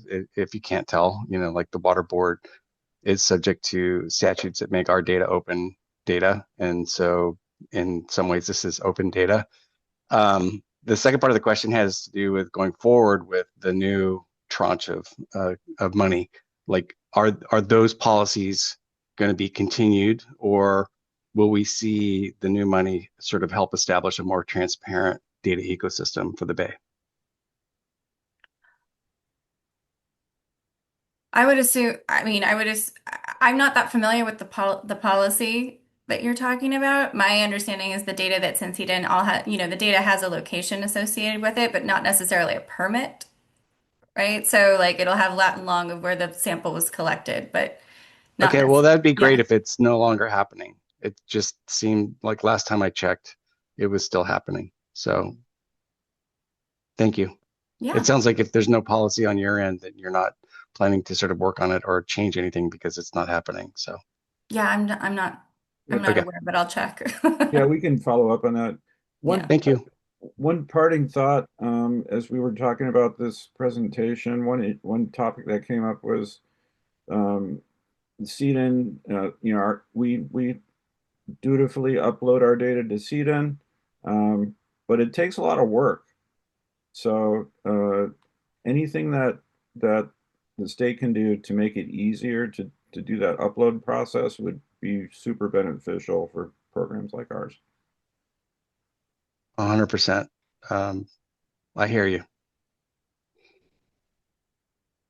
All right, I'm going to jump in. We're a little bit over time on this item, and I want to make sure everybody has time for their presentations moving forward. I really appreciate your presentation, Amy and Jay, and learning more about the San Francisco Bay RMP. I'm going to follow up with a few questions myself, but I won't take up time for that. So thank you very much. I want to move us on to the next item, which is we're going to hear about the Russian River Regional Monitoring Program, a different part of California, still in Northern California. And we've got Allison Whipple from SFEI, also Matt St. John from the North Coast Regional Board, and Sean McNeil. Looks like you are successful at sharing your slides, so I will turn it over to you. Great. Or Nap. Yeah, thank you, Lori. I'm going to start us off here from our team with the Russian River Regional Monitoring Program. Thanks so much for the invitation to present. I'm Matt St. John. I'm an environmental program manager with the North Coast Regional Water Quality Control Board, and I am one of the two co-chairs of the steering committee for the Russian River Regional Monitoring Program, which we call R3MP for short. So you'll hear R3MP. And as Lori mentioned, I'm joined for this presentation by Sean McNeil, who's the other co-chair. Sean is the Deputy Director of Environmental Services with the City of Santa Rosa, and Allison Whipple, who is the Science Director for the Resilient Landscapes Program at SFEI. And I also want to recognize our colleague Sarah Lowe, who's a senior scientist at SFEI, who's a really key member of our support team. And we're really grateful for this opportunity to present to you all today and for this opportunity for coordination with other regional monitoring programs. So to focus in on the Russian River watershed, it's a sizable coastal California watershed of close to 1 million acres. Has a diverse landscapes of forests, oak woodlands, agricultural lands, and urban lands, and it's the most populated of all of the watersheds within the North Coast region, with the city of Santa Rosa in the southern end of the watershed. It's an important watershed for regional water supply, even beyond beyond the geographic area of the Russian River. And the economy of this part of the region is really largely based on agriculture and tourism. The Russian River watershed is facing challenges like the rest of the state associated with drought and wildfire, as well as atmospheric rivers and floods. And there's some really important upcoming changes with respect to interbasin water management, and that's associated with what we call the Potter Valley Project. The watershed is rich in biodiversity, including many federally protected species. And we believe that the Russian River watershed really can be a model for informing how to address challenges at the state level. It's a watershed that's large enough to be meaningful while being small enough to be manageable. So the formation of the Russian River Regional Monitoring Program was inspired by a recognition that there's a lot of monitoring and management efforts going on in the watershed, but they're not necessarily well coordinated or able to ask big questions around overall watershed health that are needed to support thriving communities and wildlife. Therefore, the purpose of R3MP is to coordinate regional entities to support adaptive management of the watershed to achieve sustain good health.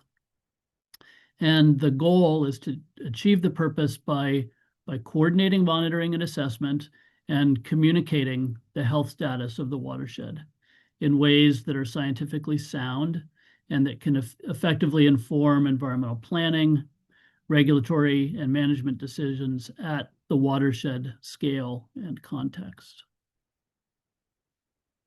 So the vision for R3MP is as an entity that is an independent science program providing trusted scientific information, one that provides long-term status and trends, ambient monitoring as at its core, while also supporting pilot monitoring and special studies.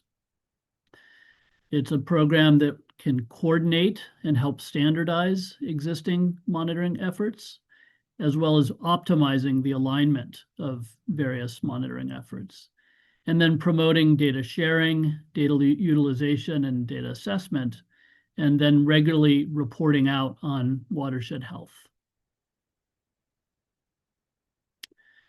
So the idea to form a regional monitoring program for the Russian River was initially proposed by my office, the North Coast Board, in 2015.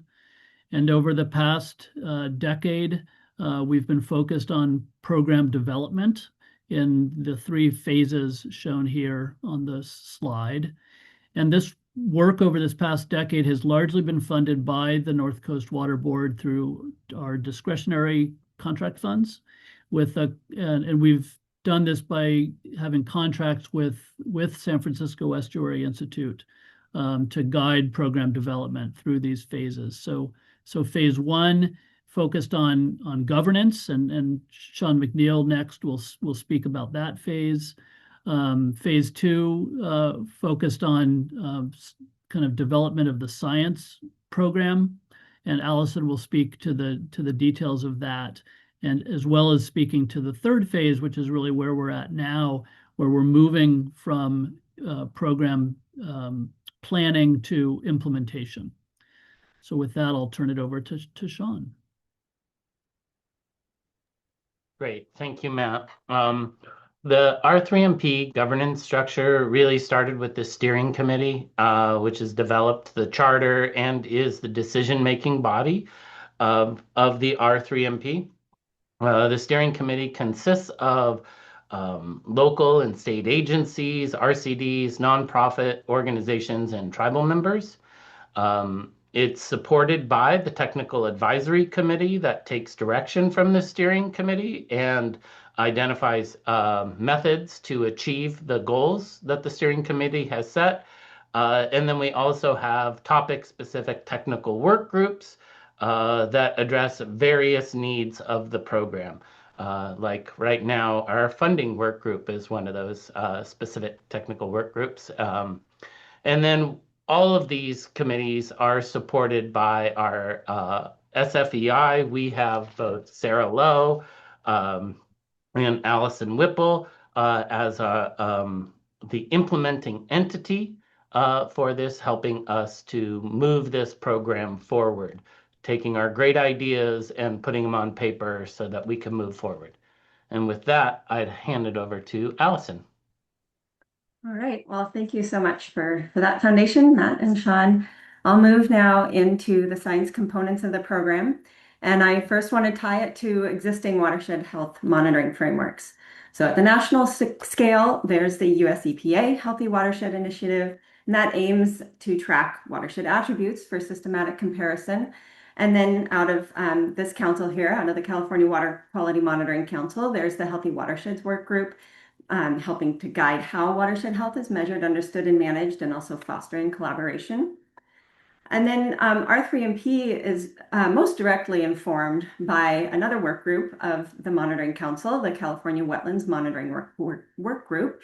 And that adopts the US EPA's recommended 3-level framework for monitoring and assessing the condition of streams and wetlands, highlighted in the bubbles down there at the bottom of the graphic or the slide. And this work group supports the Wetland and Riparian Area Monitoring Program, or RAMP framework, and that offers a data management framework and standardized methods for monitoring, assessing, and adaptively managing in a watershed context.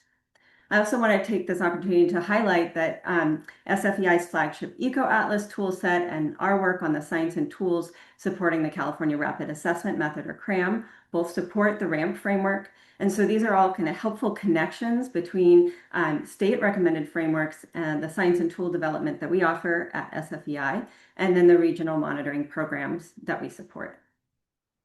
This depicts the overarching adaptive management framework for the R3MP. It's based on the RAMP framework that I just touched on. This is a complicated slide. I'll break it down into some primary components. So to begin at the upper left, there's the governance structure, which Sean spoke to, the established charter, development of core management questions.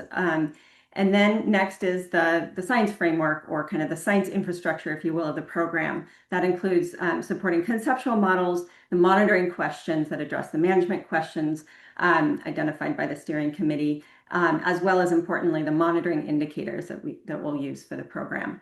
And then there's really the how of the program, centered on understanding what's being done out there already, what are the data needs and gaps, and kind of putting that all together in a monitoring plan for the program that will evolve over time with kind of associated data collection methods and sampling plans.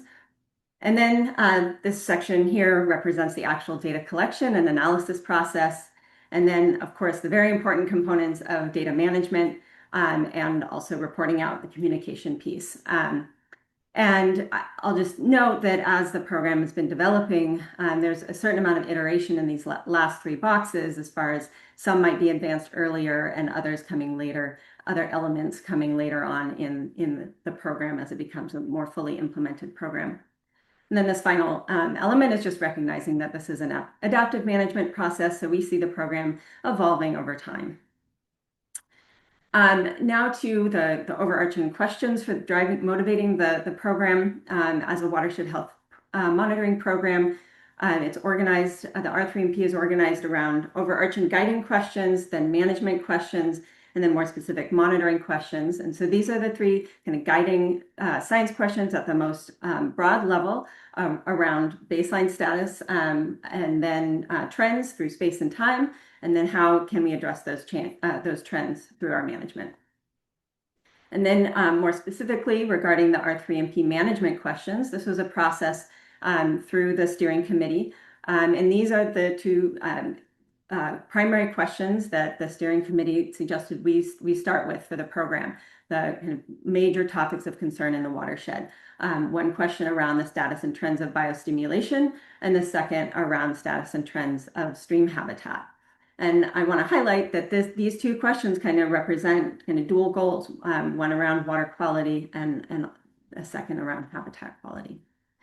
And then we worked with ATTAC to establish 4 monitoring questions relating to those management questions. So the first 2 questions here address the first management question, and then the second 2 address the second management question. And then each set of questions first asks about the status, what are the current conditions?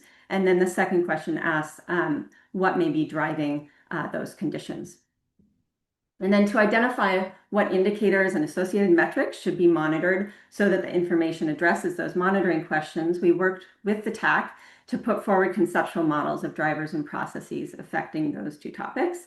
I purposefully made this small, so I'm not going to go through the details. And the point really here is to represent that this represents a process that we use to identify the important indicators for monitoring. And we highlighted those with the yellow dots on the graphic and then pulled them out in here. And this process resulted in 22 selected indicators. And then from which we've narrowed further to an 11 selected priority indicators as kind of the highest priority to get rolling with. And you'll see, again, kind of reflecting both typical water quality indicators as well as ones relating to habitat quality. Now I'll move into the data management arena. Again, as a developing program, we have set forward principles and practices, namely in the data management processes memo referenced at the bottom there, but we really haven't gotten to the point of being able to implement a lot of this yet.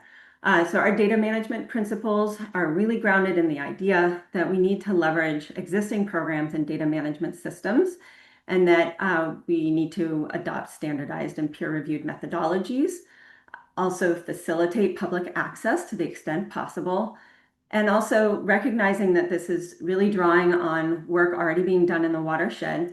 The program needs to be flexible in allowing monitoring entities to augment to address their own needs as well. The data management practices that we envision for the R3MP, we see them aligning with state practices and also the recommended practices of FAIR data, that it's findable, accessible, interoperable, and reusable. So speaking to those fair data practices, we want the program to be supporting data transparency and standardized metadata, and also the data security and privacy, as well as accessibility. I was curious hearing Greg's comment about the data privacy concerns, and that's something that we're wrestling with this program. And then compatibility for use across platforms and minimize redundancy, so using things like web services. And then certainly adhering to open source engineering principles as to the extent possible. My last slide on data management. This is a flow chart illustrating data management processes that are currently employed by some programs and organizations using CEDN and EPA's WQX. And so we see the R3MP utilizing and facilitating these kind of primary processes illustrated in the arrows here of data upload, auto replication across platforms, and then access and visualization. And so we see that R3MP can help address the issues of where individual data providers often don't have the bandwidth or technical capacity to really follow through on all of the recommended data principles and practices. And then also as the implementing entity of the R3MP, SFEI can help provide the kind of data management technical capacity behind the program. And that includes its role as a regional data center. And so we kind of overarchingly see a key function of the R3MP is establishing and managing a process structure like this and filling in the gaps where it's needed to really make it happen. Now to another important component of a regional monitoring program, the science communication and reporting. Again, as a nascent program, our regular kind of communication processes and products aren't kind of fully up to speed yet, but we have produced a number of products. Many do relate to the program development. So those first two bullets there are initial monitoring plan and the memo, the data management processes memo I mentioned. But we also more recently have had a chance to dig into the data a bit, do a retrospective assessment of some key indicators of watershed health, and that included a fact sheet. And then I also want to highlight kind of individual outreach in partnership with another watershed organization, the Russian River Confluence, has really fostered that communication and mutual understanding of goals. As the program develops, we certainly envision additional communication elements, certainly an expanded web presence, social media presence, also regular reporting with multiple different types of more accessible information. And then that continued communication in partnership with other watershed groups like the Russian River Confluence, where we would have things like an online information hub for entities to utilize in the watershed. We've heard this as a need. And that would be a place where we could also have the watershed health report card that we envisioned for the program. And then, of course, regular convenings on the science in the watershed. To the trust building and inclusive processes part of the program, I just want to emphasize, that the people side of this is so essential to the program's success. And so the network building, the trust building, and having this be an inclusive process is so essential to developing shared goals and fostering alignment because there's a lot happening in the watershed. And then I also want to highlight tribal participation. There are around 10 tribes in the watershed. And as we've continued conversations, it's so clear that there's a lot of mutual benefit around aligning monitoring efforts and developing out their leadership role in the watershed. And then the last two bullets kind of relating to, given that we are invested in an inclusive model for the program, that has meant kind of a longer time in development, and we need to develop out that buy-in. And then it has been really valuable to have wins along the way. So to have these products and have short-term goals as we've been developing out the program. And we really need the program to reflect the diverse interests in the watershed so that entities see themselves in the program. And then as Matt spoke to, the program is really at a kind of critical transition point from development into implementation. And so this means really developing out programmatic funding and it's really establishing, and then secondly, establishing what we can accomplish in the near term.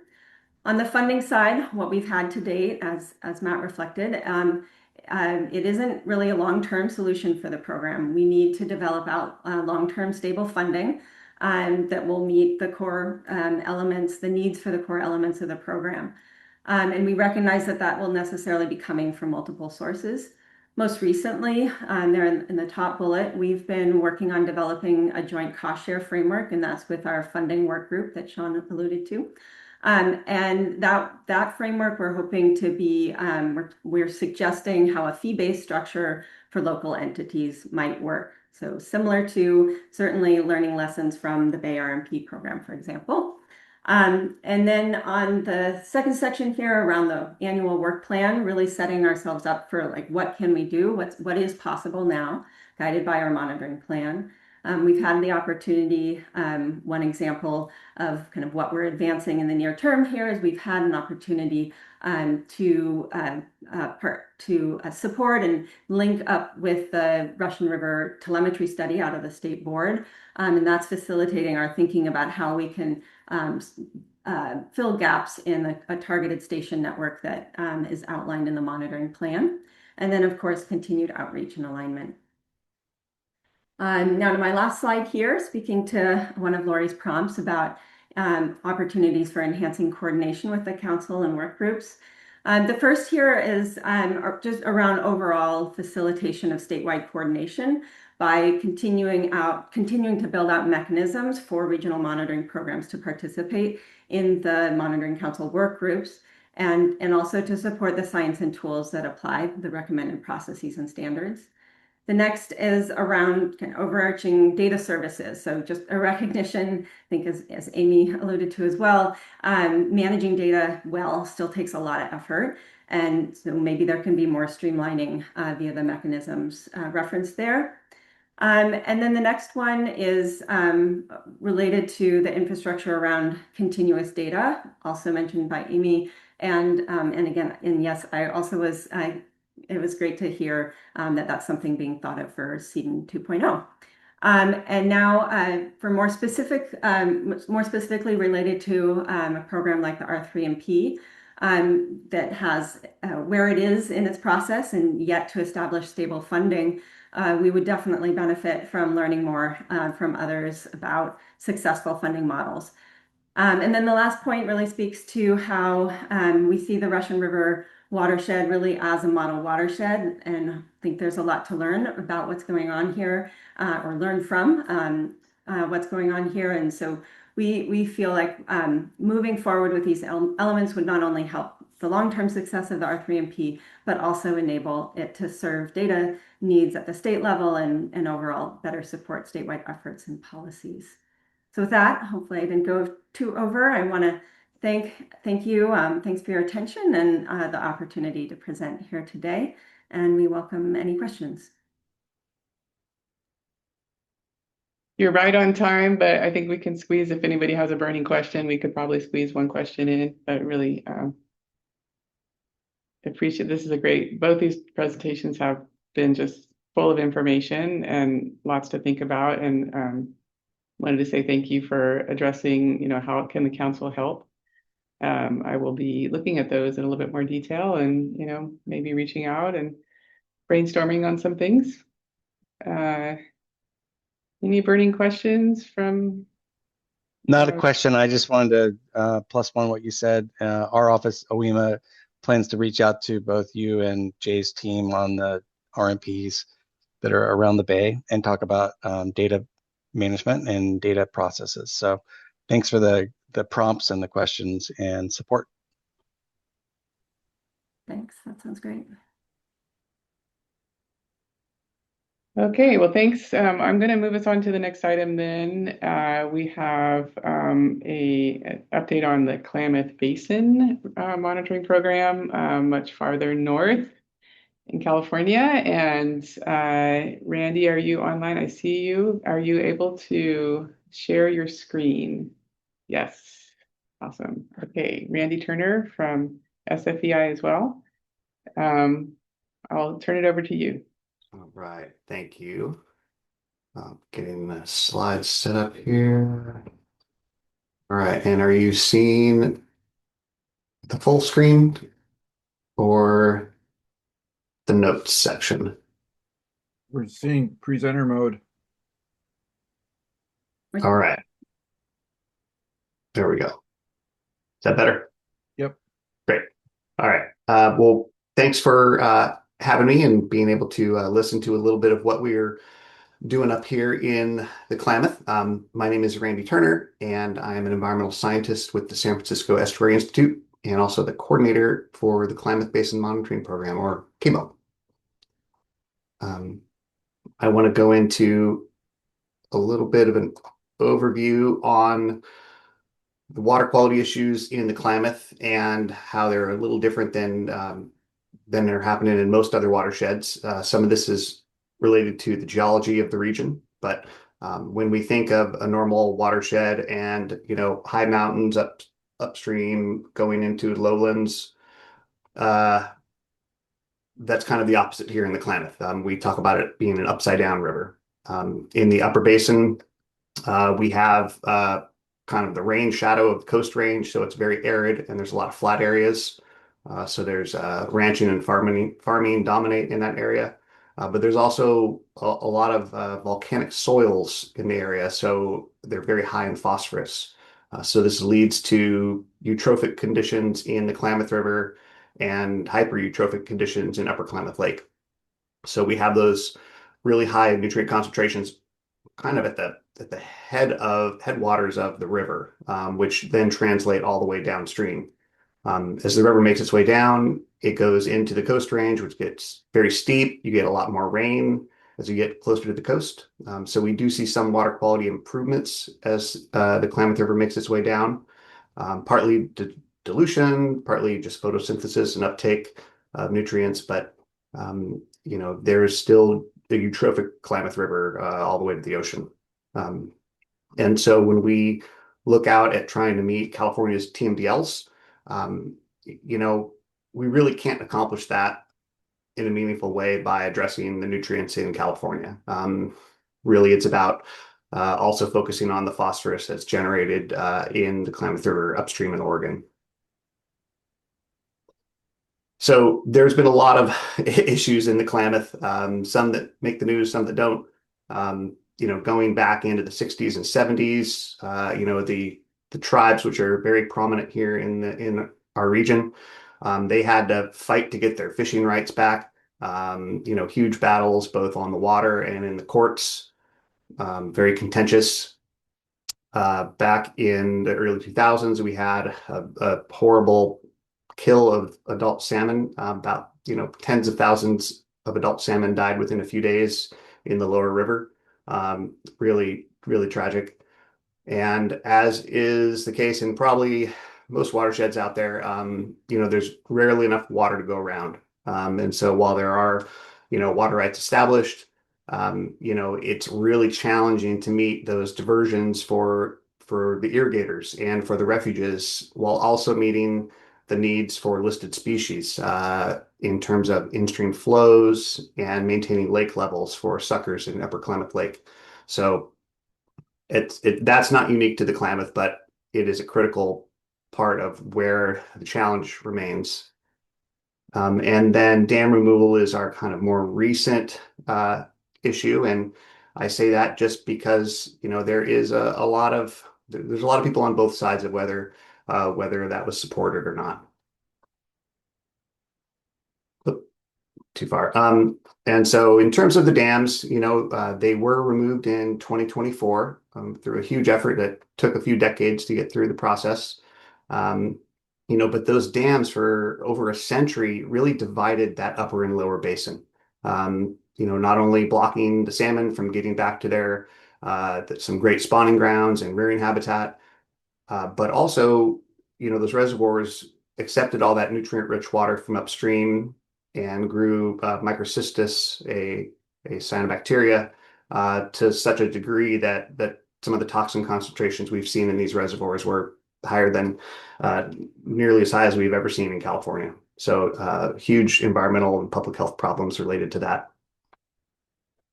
So with all these things that were happening, the fish kill, the process that was undergoing for FERC relicensing of the dams in the early 2000s, and then the implementation for TMDLs, a lot of things pointed right back to concerns about water quality. And so about that time, there was a lot of different organizations, agencies, tribes, nonprofits that were either beginning or expanding their water quality monitoring.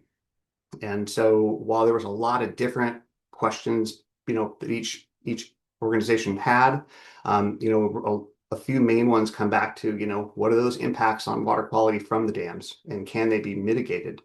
And then also, we became more and more aware of the phosphorus loading that's in the upper basin coming into California.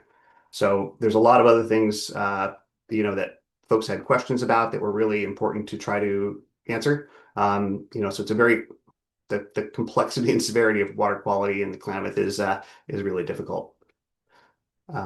So in those early 2000s, all these organizations coming in to try to monitor what they cared about, there wasn't coordination for the most part. Groups weren't sharing their data. People didn't trust the data that another organization collected. So what you had was multiple groups collecting the same thing at the same place. We'd be tripping over other people's data sondes in order to get to our data sonde when I was with U.S. Fish and Wildlife Service. So there was a tremendous amount of duplication of data collection. And obviously that gets really expensive when you look at those collective costs. And there were some of the other groups that really we didn't know much about their data quality and QA/QC. So, a lot of unknowns about even if that data was shared, can we trust it? So, this all came to a head in 2008 when staff from the regional board, EPA, and other organizations, they recognized this problem and they had a gathering to try to come together and work towards a solution to try to figure this out. And so they had secured some funding and we started the Klamath Basin Monitoring Program. So it is a little different than the RMPs we heard some details about earlier. We are a stakeholder-led organization with a steering committee, and everything is voluntary in terms of what the stakeholders do. We have no real authority to require them to do anything. But one of our main goals is really to promote that coordination and the collaboration amongst these groups that are monitoring. Early on, it was very important to look and identify what kind of legacy monitoring sites are really critical to really build up data records that we can use to establish status and trends and understand more about the water quality. And we also helped, design some quality control measures and figure out what people could agree upon in terms of data management to make sure that, data can be defended in court, which was important, that we could be transparent and that data could be accessible. So those are very important early on in KBUMP. And the meetings that started in 2008, they continue to try to help build up the governance process and also to share information. And so to date, those meetings continue, and the KBUMP website is, these are both great ways to help share this data, share the information that's vital to all of our stakeholders. So, like I said, there's a lot of similarities to the Bay RMP in the bigger picture and the purpose of it in terms of understanding water quality and, providing that information to decision makers. But there are some key differences that are a challenge for KBUMP. In the Bay, you have these, a lot of pollution is coming from, point sources, dischargers that require permits. And because of that, they're able to kind of get funding from them to have a central program to perform the monitoring and to assess the data and the science. And so, they do all that kind of directly. KBUMP's approach is different.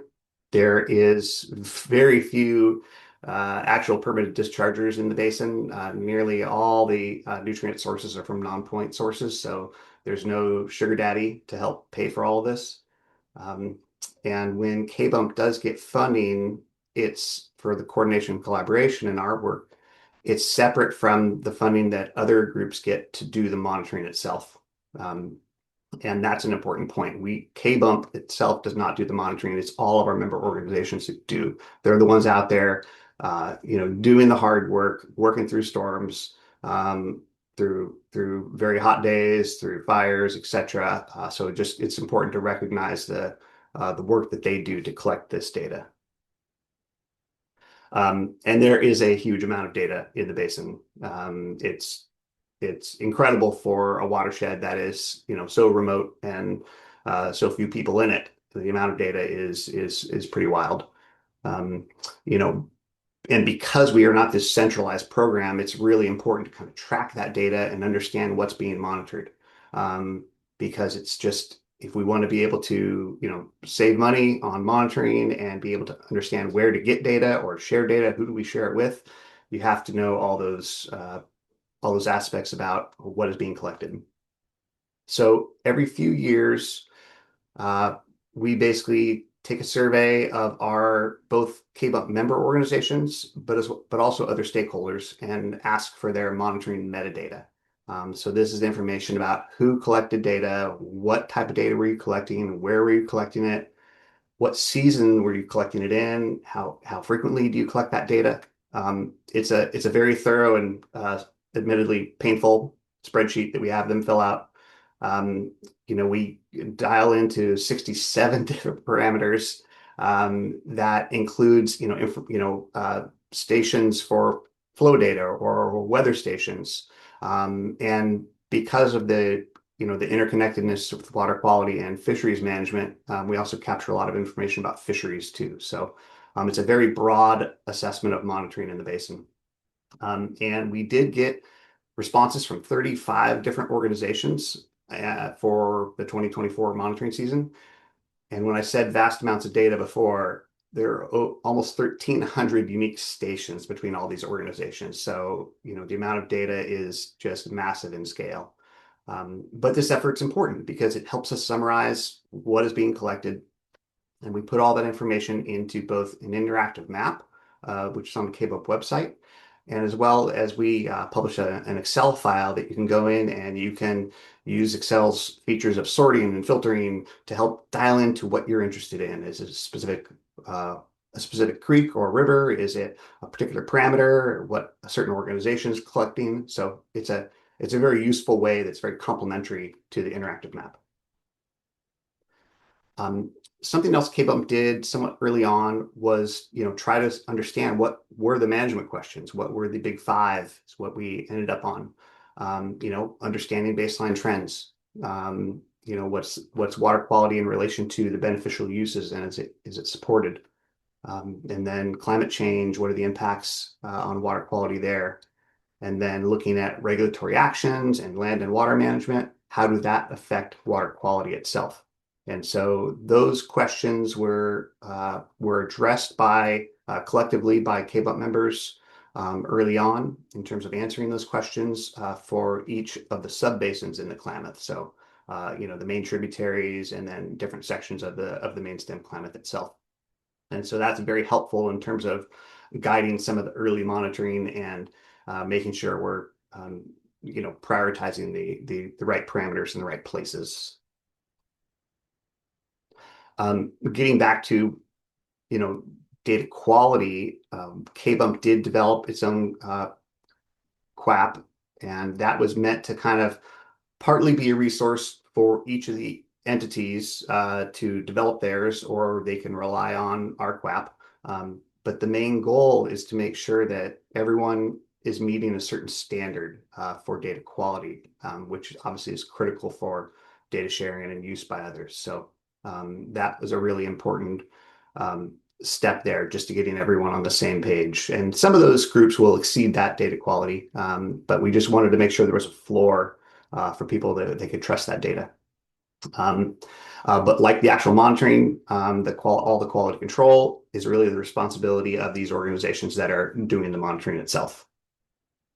Similarly, data management and data entry into public databases is also done by each of these organizations. So, as we have here, tribes, federal agencies, state, county, private monitoring, nonprofits, other collaborations. It's a wide range of groups that are out there collecting this data. And KBump and the staff of one, we're generally not really involved in these aspects of it on a day-to-day basis. But where a certain group needs assistance to look at some of the QAQC or assist with data upload to Seedon, et cetera, we do that where we can. But it's always dependent on funding being available. But once that data has been finalized by the users, they may publish it on their own websites or up to a public database. But we always try to request that data, and then there are any of their reports to post that on the KBump website, so it's in a central location. There are, some limitations that we see that makes it challenging. KBump is funded to a pretty limited amount. And so we just don't have much capacity. And because the agreement with all our organizations to be part of KBump, it's still voluntary. We don't have the ability to require groups to do certain things. So there's some challenges there that crop up on occasion. And depending on who is actually collecting the data, that often determines how that data is shared, where it's shared. So some groups will be required to put it into Seedon, whether it's due to a state agency doing it or they get California funding. A lot of tribes and federal agencies and others put their data into WQX. Some just don't necessarily put it anywhere. You have to ask for it. So it really varies a lot. And we also are recognizing the tribal data sovereignty that is just part of this whole process, and need to respect that. And we've talked a lot of different times about kind of having a centralized database for the Klamath, but it's really challenging for a few reasons, some of which include just kind of all the different types of data that are being collected, and again, getting back to some groups and their ability and willingness to share that publicly on someone else's database versus being able to house that and have control of being able to make corrections to the data at a later date without having to correct it in multiple databases. So there's been some challenges, and even though it's a lofty goal and it would be really great, we have limitations on our ability to create that Klamath database. Getting back to kind of some of the things that we were able to provide, the KBump website, if you've ever been to it, there's just so much information there, reports, data links, etc. A lot of information about real-time conditions, including keeping track of what the latest postings are for blue-green algae to protect public health. Good information there that's organized around fish health that partly relates to water quality conditions they're experiencing. And then real-time data, links to our actual real-time flows, and then links to the water quality stations at each of those gauging stations. So really great, kind of just go here and you'll be able to probably get the information you need in one central spot. The KBump meetings are probably the thing that we're most famous for. And it's just a great opportunity to share the latest science of what's happening in the basin. So whether that's your monitoring data, research effort, or bringing in a planning or restoration project to the group to help discuss and make people aware of, there's just so much information that we're able to share and advance just the science in the basin. So over the years, we've had 35 meetings that KBump has facilitated, and just get great participation at those. It's always just incredible when we come out of those meetings just to know what we've all talked about and what everyone's doing. And so we try to be really good about where it's possible. We will share those PDFs of slides from different presentations. So, over 450 different talks or panels or sessions that we've had over the years. So just so much data and information has been shared through KBump meetings. And then in terms of other resources and reports, I mentioned the QAP that we developed earlier, but we've also have a monitoring plan updated, status and trends report, and other reports and resources for organizations. And we have a YouTube channel also for our some of the videos from our KBUP meetings. Talking about things that, we really can be proud of, the KBUP meetings, I think particularly are a way for folks to get together to talk and network. Often these are staff members from, agencies or organizations or tribes that are suing each other at the time, but the staff can come together and talk and listen and really just try to find out different perspectives and to understand, oh, this researcher just had these findings over here. Oh my God, that's really relevant to what we're doing. And so we're able to iterate and learn and build off that much more rapidly. And it just, again, we have these meetings, we listen, we talk, we go out for dinner afterwards and accomplish a lot over beer and wine, and really just get to know each other and really, really establish those relationships that allow us to coordinate and collaborate better. And so, what this accomplishes is it just rapidly has advanced our ability to understand what those issues are and how to begin addressing the water quality and fisheries issues and how interrelated those are. So it's just been great hearing the stories from people who have attended KBUP meetings and what they've been able to learn and how much it's changed their program. Other things, like I said, when organizations need help, we want to be a resource for them in whatever capacity we can. And, because we are here to serve our stakeholders. And in a bigger picture, KBUMP has really provided this, early on, this kind of governance structure and this model that I think could be applicable in other watersheds to help bring stakeholders together and find common ground and work together. In terms of challenges, the biggest one is funding. The second biggest one is funding, and where the third biggest one is. So because of that, we have always been very limited on staff. We are less than a full-time employee equivalent in terms of what KBUMP is itself. So that really limits the amount of assistance we can provide and the projects we can implement. Over the years, we've gotten our funding from a lot of different sources, and it's a challenge, and we've had gaps, and it's hard. And if there's something we really need, it's some sort of a stable funding source. And when we think about different projects, such as like a database for water temperature or other continuous data, we can talk about it and try to identify how to do it, but you need funding to develop it, and then you need long-term funding to maintain it, to justify to our partners, hey, it's worth entering the data in here, even though it's going to take it's going to take effort. So, being able to get there, it just requires that funding from the start. We can have great ideas, but it's hard to implement when there's not money to support it.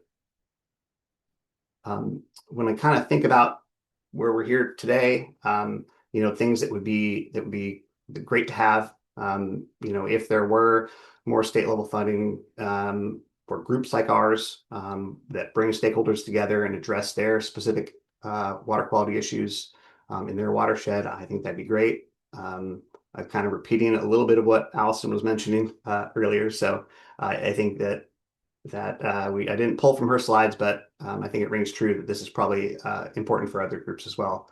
And whether it's something developed in the Klamath for our data or something more at the statewide level, building databases for data that doesn't fit into CEDN. So water temperature is a huge one for us, and there's a lot of continuous data collected from SONS as well.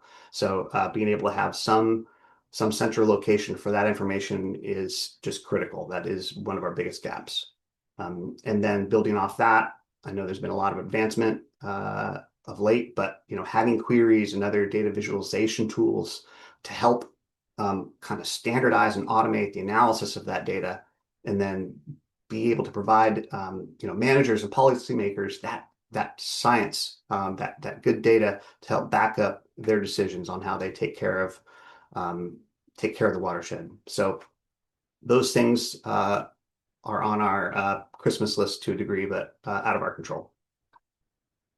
So moving forward, there's been a lot of great things lately. Most of the dams are out. There's still 2 remaining that do have fish passage, but they have issues, other issues. in terms of water quality. And the salmon have gotten through those dams. They've gotten into the upper basin, into some great spawning and rearing habitat. And so we're really hopeful, but it's going to take some time before we see many generations of salmon and kind of see a population stabilize up there. So there's still a lot of work to do. And just because the salmon are up and the dams are out doesn't mean the water quality issues are all solved. There's still a lot of issues and that are going to be ongoing, especially in the upper basin. And because of that, it's been challenging to meet the TMDL goals. So that progress is unfortunately slow, so we have to keep working on it. And there's a lot of concerns and uncertainty about funding, but especially so at the federal level and how that might impact a lot of the programs that were built up in the Klamath to help support dam removal and restoration and recovery of salmonids. And so it's not just a water quality thing, it's so many of the other programs that are out there that are collecting great data and science in the Klamath Basin. So at this time, KBUMP is not, we do not have funding. Our last contract ended at the end of last year.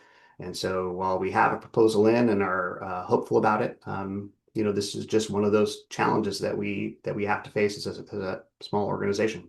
But with that said, there's still a lot of important monitoring that needs to be done and coordination. So, we really need to continue this, even though, like I said, the dams are out, the salmon are up there. These needs will continue in the foreseeable future. So with that, I hope there's a great sunrise and funding coming. But I want to thank you for listening and see if you have any questions.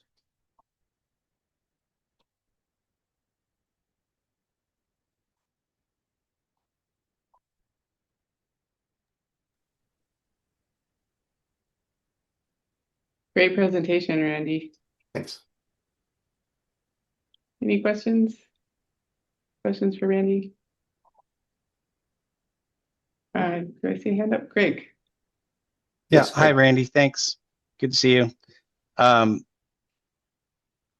wondering, this may have been in the presentation, I just didn't catch it, but is there any of the monitoring that you would desire, like in an objective world from KBUMP's lens, that's maybe happening as a result of the performance measures for the restoration after the dam removal? Like, I know a ton of money and a ton of things are being monitored, but is there some ability to sort of, I don't know, blend those two pathways so that, some of the questions that were being asked by KBUMP could be also addressed through this huge amount of effort that's being done to, like, I don't know if it's even intersecting, but that's my question.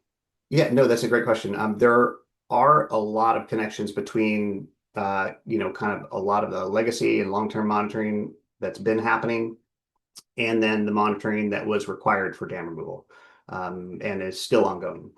So to a degree, the funding for dam removal and the monitoring that was required kind of supplanted some of these efforts. So they've helped fund the continuation of that data collection. There were other things related to contaminants and sediment that did ramp up for dam removal to just assess the impacts. But in reality, and from a water quality perspective, they're fairly limited in what was required in terms of nutrients. A fairly limited number of stations, a limited number of actual nutrient parameters, and then very little effort in the tributaries themselves, or upstream of the dams. So there's still a huge amount of a landscape and a lot of issues that really weren't covered by it. But it did help fill some of the gaps and continue what are really becoming long-term data sets where we have 25 years of data collected at certain locations. That just really, as we look back on it, it's great to have data sets like that, especially now that we see such a massive transition with dam removal and realistically the impacts that had. But as the system flushes that sediment out, and ecosystem health recovers, we see just, we're going to see a new normal. But it's been so important to have that data collection beforehand, during, and then now continuing after. John. Hi, thank you. That was fascinating. I'm impressed by the data fragmentation, and I'm wondering if you can give a sense or an example of how, the fragmented collection of data affects the implementation of management actions. That's a good question. A lot of the organizations that are collecting data are doing it for reasons that are important to their agency or organization or tribe. And so they're trying to meet their needs in a sense. I think collectively, I'd mentioned the kind of the priority stations that we've discussed, that are often associated with USGS gauge stations. So we have good, so we can collect nutrient data and have a good understanding of loading. And so for the most part, that has really been collaborative, where we'll recognize, no, it's really important that we need to keep that site going, even though that's not our site. So there's been a lot of support for maintaining those. And yes, there are a lot of stations where data is monitored for specific reasons that don't quite relate to some of the bigger management questions, but that's the need of that organization. And sometimes it's kind of what the funding was looking for. So sometimes it's like that, and there's not a lot we can do or say about it. I mean, it's good that data is being collected. We don't want to waste money, and there is still some duplication being collected, I think, especially with temperature probes. But those are fairly inexpensive, and you don't want to lose a data set if a probe gets washed away or stolen or something like that. So it's still a work in progress, and we're going to be talking to the organizations, assuming we get some funding soon, about trying to reassess the stations we had gone through last year and looked at reprioritizing which parameters are important in each subbasin. And so kind of going back to that list and trying to put those two together and really make sure that everything is being addressed, and then look at the things are the things that could drop should funding get reduced. So I think it's an iterative process. We just keep working towards it. But again, that's the important of being able to work together and collaborate and know what people are collecting, so you can make a strategic decision and drop something that's not critical or is already being collected by someone else. But hope I hit your question properly. Yeah, it sounds like it's more a matter of efficiency than actually being able to get the data needed to do management action. Yeah, I mean, I think there is data that is important for TMDL implementation and just to understand that progress. And I think from a management action perspective, it's often other things that are guiding, like flow. Fish health has a big component of managing flow, and less about the water quality itself. That comes into play occasionally when things are really bad. But there's only so many knobs to turn in the Klamath in terms of managing the river. And most of those relate to opening and closing of the gates on the dams for managing flow and diversions.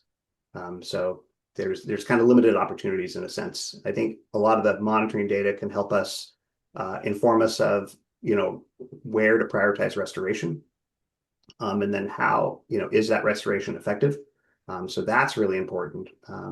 I guess that is somewhat coming from a management angle when we're trying to make those calculated decisions of where to address habitat issues or water quality issues from a restoration perspective. So yeah, thanks for that question. I'm going to jump in. Thank you, Randy, and the great questions. Fragmentation is definitely one of the questions that popped into my mind when I was looking at all the different monitoring stations. Yeah. really a lot of great information to go through. And there was a request in the chat for a link to the URL for the Excel spreadsheet that you mentioned. If you could I will put put that in here. Yeah. Great. Thank you so much. Thanks, Lori. Thank you, and good luck with your proposal for funding. We're all rooting for you.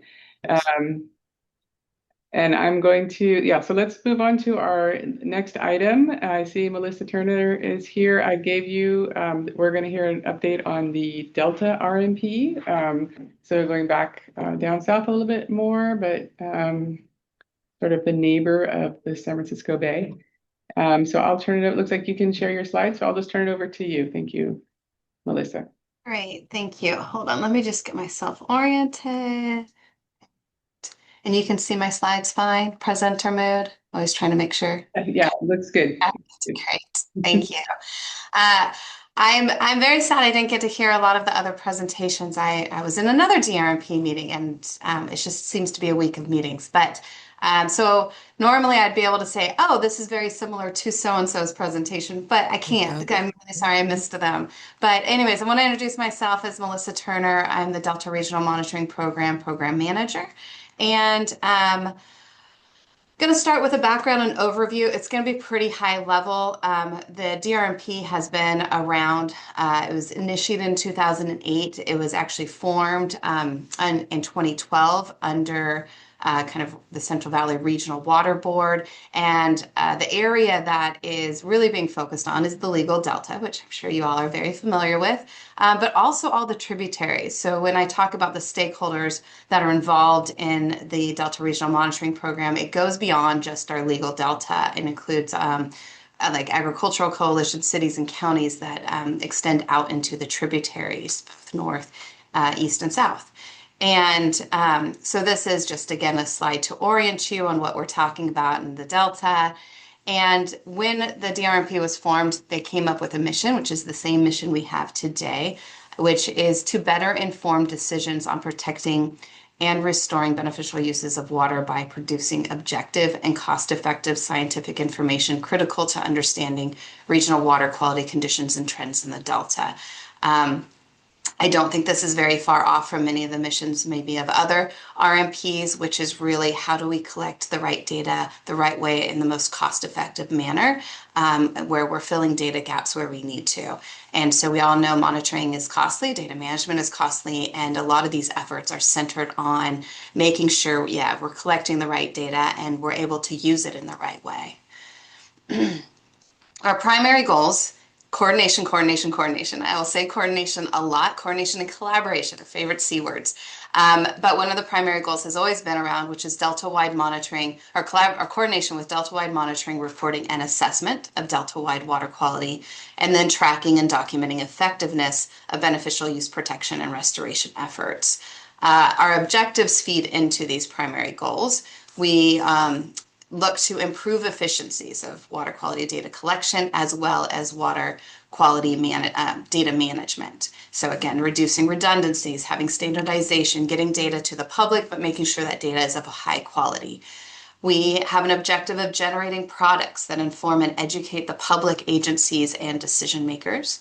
Our third objective is to raise awareness of Delta water quality conditions and how they impact beneficial uses. And the last is to facilitate independent science, objective peer review, and a transparent review process.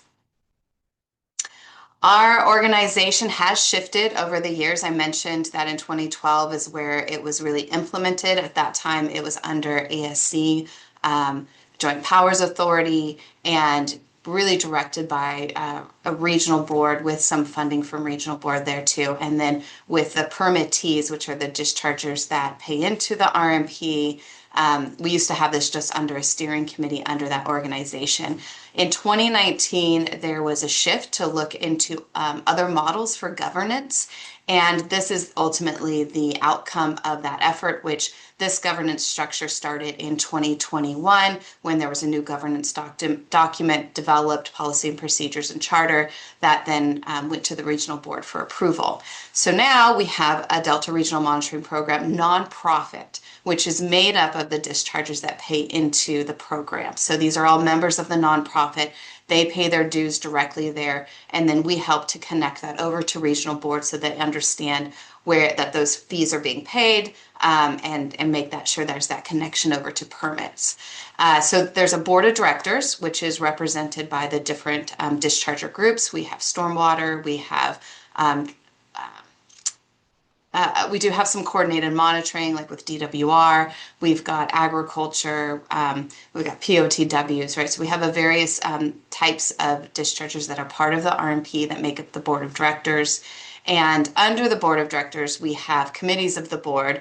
Our standing committee is the executive committee, which includes our president, vice president, treasurer, and secretary.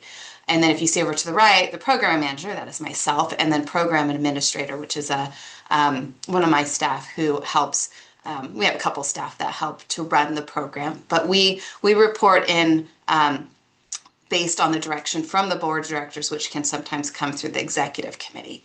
And then you get over to the right with this advisory committee. And over to this right, this now starts to look a little more like a similar governance to what we've had in this past of this steering committee, which includes not just the dischargers, but then we also have other entities like EPA, state board, regional board.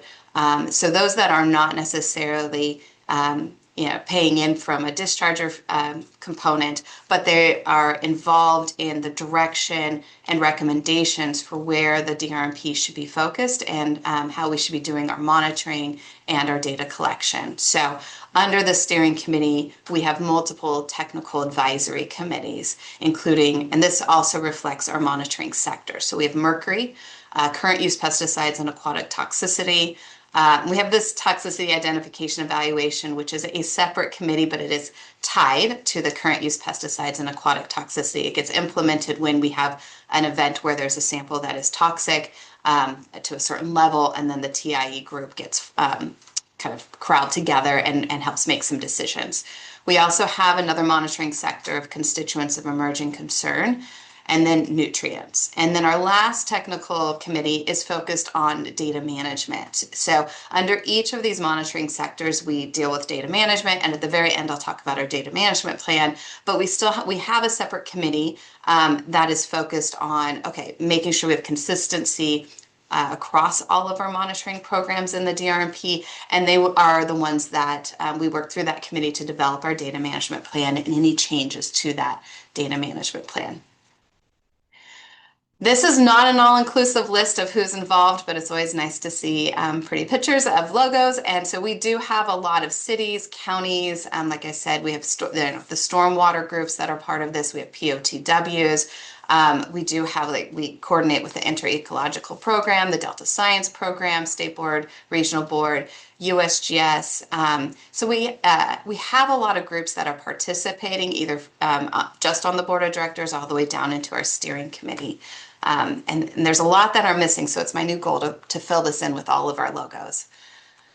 But we are kind of driven by regulatory drivers, right? Like I said, the dischargers are the ones that form the bulk of our budget for what we're able to monitor for. And so really our regulatory drivers are key in how we make decisions about what to monitor and when, including those monitoring sectors. So we think about the permits are part of that, basin plan amendments, water quality impairments where we know there's issues. And then we also have a resolution. So when we formed the new governance structure in 2021, the regional board came back with a resolution, right, to really tie this nonprofit to discharger requirements and permits. And so we also, as a program, have requirements that we have to meet for regional board approval. So the monitoring sectors and data management, which I'm sure most of you are most interested in, because we've had a history, I'm kind of like, since we've been around starting in 2012, but even conversations starting all the way back in 2008, I'm a little more focused on the time period since I've been as program manager and some of these shifts since we've had the new governance structure. Our stakeholder collaboration has been a key part of what have been working to improve those partnerships, that communication, the processes to ensure that we, as a whole group, are getting consensus in where we're moving forward with. And this is not just within kind of the discharger community. It's very important that this is with guidance from regional board and state board, collaboration with EPA, collaboration with other programs that are out monitoring in the Delta. So we know that stakeholders are key in shaping our priorities. So what we shifted around in 2022, 2023 was moving away from what we were doing previously, which was on an annual basis, allocating about the same amount of money to each of these monitoring sectors, and then working just on an annual basis to implement a study design, to do the reporting. What was happening is we had a lot of overlap of just so many reports, so much data, and then also just scientifically study designs, what needed to change. And what we've moved into with this new collaborative planning process is a staggered approach where we're going to focus on a monitoring sector and then rotate between our different areas, so we can try to have less of a burden on our stakeholders for review and input, and really be able to contribute more funds to a certain type of monitoring, such as nutrients, which is where we're currently spending most of our money and implementing a work plan that covers 3 different years. And then this is all part of our partnerships and co-development of these strategies. So our monitoring sector cycle, so this was one of those, as we implemented the staggered approach, this is what we've been kind of centering it on, is we start with that left bubble in the lower corner, which is planning. So what are the data gaps? Where do we still need more information about water quality, or any of our management assessment questions? From there, we're looking to our stakeholders of what are those priorities that you would, whether there's data gaps or questions, what are your priorities? Where should we really be focusing the next 3 to 5 years of monitoring, which is what we consider our long-term monitoring. And then from there, the steering committee, which again is made up of all of our stakeholders, then provides direction to the technical advisory committee to develop a study design. The technical advisory committee takes that direction. They develop a multi-year study design.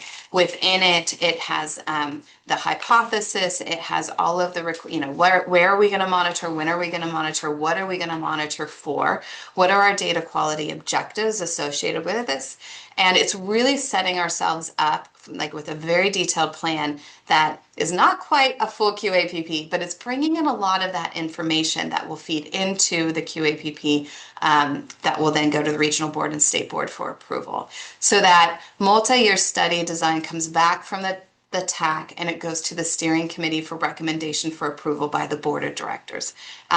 There's these layers within our hierarchy now, because the board of directors is the only group that can approve spending, right? So they kind of control the purse strings, but they really lean on the steering committee for those recommendations. So far, every recommendation from the steering committee to the board of directors has gone through unanimously without any issue. And it's mostly the communication. We're all moving in the same direction. So it's been working really well with this improved communication. And then after we do the monitoring, well, actually during, because we have quarterly reports that go to the regional board, we have annual reports that go to the regional board, and then we also have annual data reports that we do to keep our steering committee and board of directors informed of, on an annual basis, how is the monitoring going? Are we doing what we said we would do? Do we have any changes or deviations that we really need to call out and make sure everyone is aware of, and how we're fixing or correcting those? We don't want to wait till the end of 5 years, obviously, to have those conversations. So the TAC is consistently being informed about the monitoring. We have our annual data reports, and then when the monitoring time period is done, the steering committee would look to developing an interpretive report and giving direction of what should be included. So the concept here is that with all, that we do this process with all of our monitoring sectors. I mentioned this is somewhat new, and we just went through the cycle with nutrients where we did this planning phase, and we are now currently in our implementation of our study plan. So again, just kind of putting into perspective of, so far, conceptually, I'm going to say I think it's working great, and we're seeing it work so far with nutrients very well. I mentioned kind of quickly we have management questions. I didn't want to go too much into them, but they're centered on status and trends. That's usually where most of our monitoring starts from, depending on the type of monitoring sector it is. And then, but we also have questions about sources, pathways, loadings, and processes, forecasting scenarios, and then eventually effectiveness tracking. And a lot of what we talk about within the RMP is what's the purpose of our monitoring? What hypothesis are we testing? There's a little bit of a pushback of let's not just monitor for monitoring's sake. Let's make sure we are spending our money wisely and we're addressing issues that are most important right now. So that is where that planning phase really comes in, and that connection between all of these regulatory drivers, bringing that into our planning process. Okay. Moving into some of our areas, one of those is current use pesticides. This does include toxicity monitoring. We've had a couple of designs since the inception of the DRMP. The first set kind of covered from 2015 to I think this is off a little bit, but we got to, I think about 2020, no, this is off a little bit, but we had about 4 years of monitoring where we were more in tributaries, and then we moved into what was supposed to be a 4-year monitoring program of rotating in different sub-areas of the Delta. So this was a randomized study design that moved between the different sub-areas, and we were really getting more of a representation of water quality within the Delta. And so that finished up in 2024. I think these dates here reflect some of the methods that were changed. We used USGS to do our analytical for pesticides. We also collected a few other things like organic carbon, copper, which is also a known pesticide. So USGS also had some other analytes beyond just their pesticide suite that they collected. All of our data are also on CEDN for this data collection since the beginning, and they're also available on NWIS. From there, we hit our pause. We finished that last study design. It was supposed to be 4 years. It became 6 with COVID in the middle of there and some contracting issues. And so we finished it in 2024, and we have our lull. So we've moved into our other monitoring sectors. However, there was a desire to keep doing something with current use pesticides. And we had some questions about if we don't use USGS in the future, how do we want to start doing this? Because for such a long time we've used this one laboratory, we started to look around and say maybe we should explore comparability of the methods we've used so far to other methods. So that's currently where we're at. We're in the study design phase of that process. All of our monitoring data are publicly available. All of our reports are online, including the annual. And then our next phase would be to move into an interpretive report planning phase, which will be coming in the next 2 years. We also have a monitoring sector of contaminants of emerging concern. This was done as a pilot study. It was implemented between 2020 and 2024. There were 3 different years of monitoring that was done. We are careful to call it a pilot study. It was developed in coordination with State Board, and it was very selective to just kind of get an idea of what we were able to detect with a smaller suite of contaminants of emerging concern. And we recently just contracted with AMS to do an interpretive report, and that is what they're doing right now in 2026. So all of our annual reports from the pilot study, again, each year was a little bit different. It had different objectives. It's kind of built under this larger work plan. And then now we're moving into an interpretive report, which will help us put those data in perspective and help inform our future monitoring design. So that will be our next multi-year study design on the heels of this interpretive report.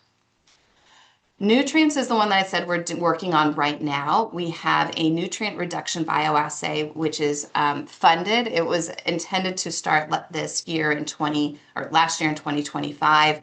We had a few delays, so it will be beginning this June in 2026. We have a pilot study phase where they'll be doing the bioassay, which is looking at reduction of nutrients and what happens in this kind of smaller, I was going to say cubitator, but a smaller container set out in the environment to look at what changes. The pilot study will help inform the actual study design.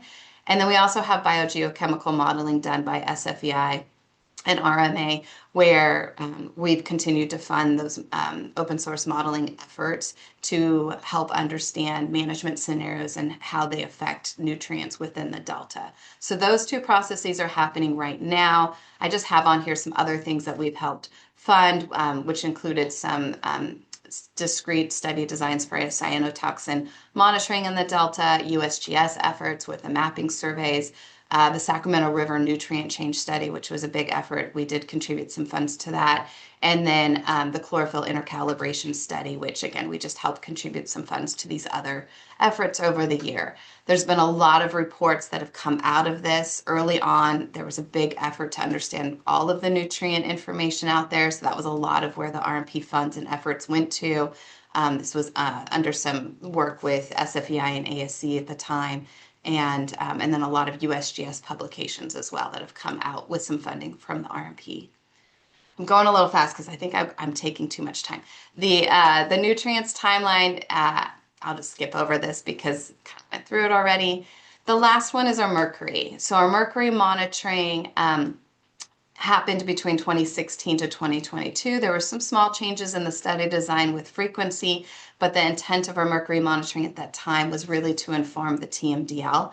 On the heels of that, SFEI put together a mercury interpretive report and fact sheet, which are available on our website. The fact sheet intent was to have something smaller, easier to read, a little more for policy and the public, and then the interpretive report bringing all of that information together to help inform and say, okay, what does this all mean? Most of this information fed into the TMDL and the TMDL planning unit at the regional board. So we are now in a process where we are doing our next multi-year study design planning. The study design will be included in our monitoring work plan that is due to regional board on May 1st, and we will be working on a QAPP once that is approved, and ideally out sampling early in 2027. So we have all this monitoring or this reporting. One of our requirements with this new resolution that came out in 2021 was a data management plan. So we had a requirement to turn in a data management plan to the regional board and state board by 2023. It's an umbrella document that outlines the data governance policies of the Delta Regional Monitoring Program, mostly to establish consistency with the core principles of open data. And a lot of this is about having the documentation and the guidance to ensure data are of known and documented quality, as well as identify practices to protect data integrity, having standards and protocols, and then establish data responsibility and accessibility. What we ended up coming up with was a data life cycle. And so this is, sometimes we call it the flower chart, but we've got the plan, acquire, process, use, publish, and archive, right? So that's your data life cycle. Our planning tools include work plans, study plans, QAPPs, and then we acquire the data by field collection, right? Sample collection, laboratories, and then our data deliverables. That's all feeding into our acquiring of data, which also has QA/QC with it. We've got processes that follow these data along the way between data management SOPs, plus sample SOPs, plus laboratory SOPs, and then we also have processes to ensure data verification and validation. With our data use, we associate that with our annual reporting, our data reports, and our quality assurance assessment, which looks at completeness, precision, accuracy, and contamination. And then when we get over to publishing, this is our open data policy where we publish data publicly. As much as possible, we put data in CDN. It's the biggest repository. It's the one that we can connect to the fastest, the easiest. If data don't fit the CDN model, then we make it publicly available with Excel files. And then we have report publications. And then the last piece is that data maintenance. We have procedures if data need to change over time. What does that look like? Who needs to be informed? How do we document it? We have requirements for retention and archiving as well. Janice Cook from Regional Board gave me this slide, and I thought this was a good place to put it in to bring back from all of the data we've talked about collecting and our data management, and then how does Regional Board use it. Don't want to speak for her. So if we have questions, I think she's also available, or other regional board staff. But like I mentioned, the mercury is really about the TMDL, the methyl mercury TMDL. Our constituents of emerging concern. We had the pilot study, so it's helping to inform the regional board about what we can detect and where that's occurring. We have the current use pesticide, which again is intended for seed, and we talked about that. And HABs, our harmful algal blooms, we're working to help coordinate, collaborate, and extend our HABs data set within the Delta. We're doing efforts with the CHAB monitoring strategy group, Delta Science Program, ISB, right? So we're trying to make sure that the RMP is in the right place to help with these other efforts. And then nutrients. Early on, I mentioned there was a lot of work done within the DRMP and with SFEI that fed into the Delta Nutrient Research Plan. Regional Board was key in authoring a lot of that, as well as our other stakeholders. And that really led to some priorities and decisions down the road. Okay, conclusions and next steps, almost done. Program value, stakeholder driven and transparent. I said that at the very beginning. It's really important and a place we've worked hard to have our consensus driven process. Adaptable and flexible. This is where we want to have planning, we want to have multi-year plans, but we also want to check in. And if we need to adjust and change, we have processes to do that. These last two, cost-effective and efficient and collaborative culture. This is where we go back to our mission and our objectives, is to try to make sure we are using our funds and resources wisely. We're looking at where there's data gaps, we're looking at what others are doing, and we're trying to ensure we have that collaborative culture and are being cost-effective. I think we talked about all of this. And so in terms of our key takeaways, hopefully you have a better understanding of the DRMP's purpose, what we see the value of the RMP, and what we're centering on with objectives, our kind of standing objectives of both collaboration and transparency and communication as we move forward. That's where I would just pause here. I think one of the questions was, how can the Water Quality Monitoring Council help or be a part of that? Again, knowing more about what other RMPs are doing, how we can learn from each other. Data management is key, right? How do we make data publicly available with high quality and standardization without putting barriers to make it too difficult? I think these are all things the RMP is involved with and is continuing to stay involved with, learning from our neighbors, making sure we're communicating with other monitoring groups. And I think we've really turned a corner since COVID. That's kind of my demarcation mark. After COVID, we were able to come back together, and a lot of those two things, collaboration and communication, have really improved since then. And I think we're getting our stakeholders in a really good place now. Okay, my last one is a QR code if you want to look at the DRMP website, and happy if you have time to take questions.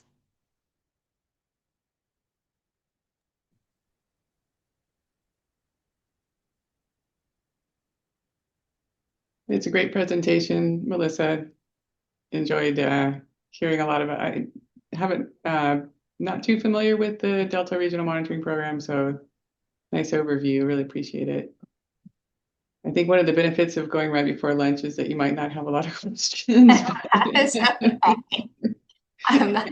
is fine. It's a lot. I'm sure all of the presenters have the same difficulty. There's a lot to tell. Yeah, I mean, you can really see how these are, I mean, these presentations are very informative, but they're just sort of scratching the surface of all the great work that's going on. So I hope that we can continue to improve coordination and collaboration with the Monitoring Council.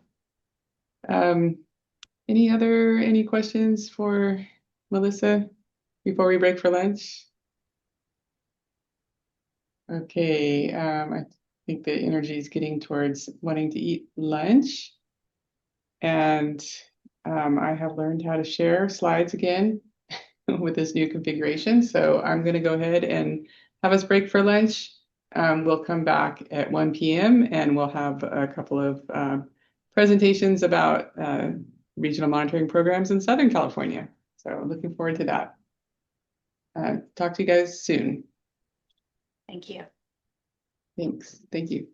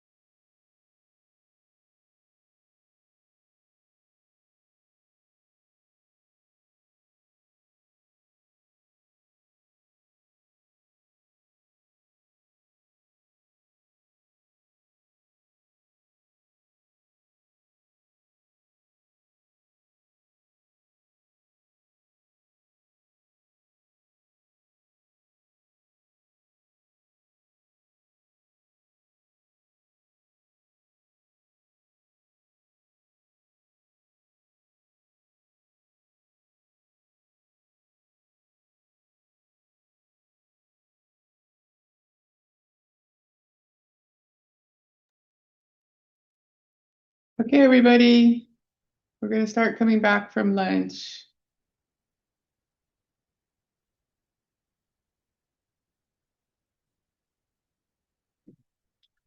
I hope everybody enjoyed their lunch.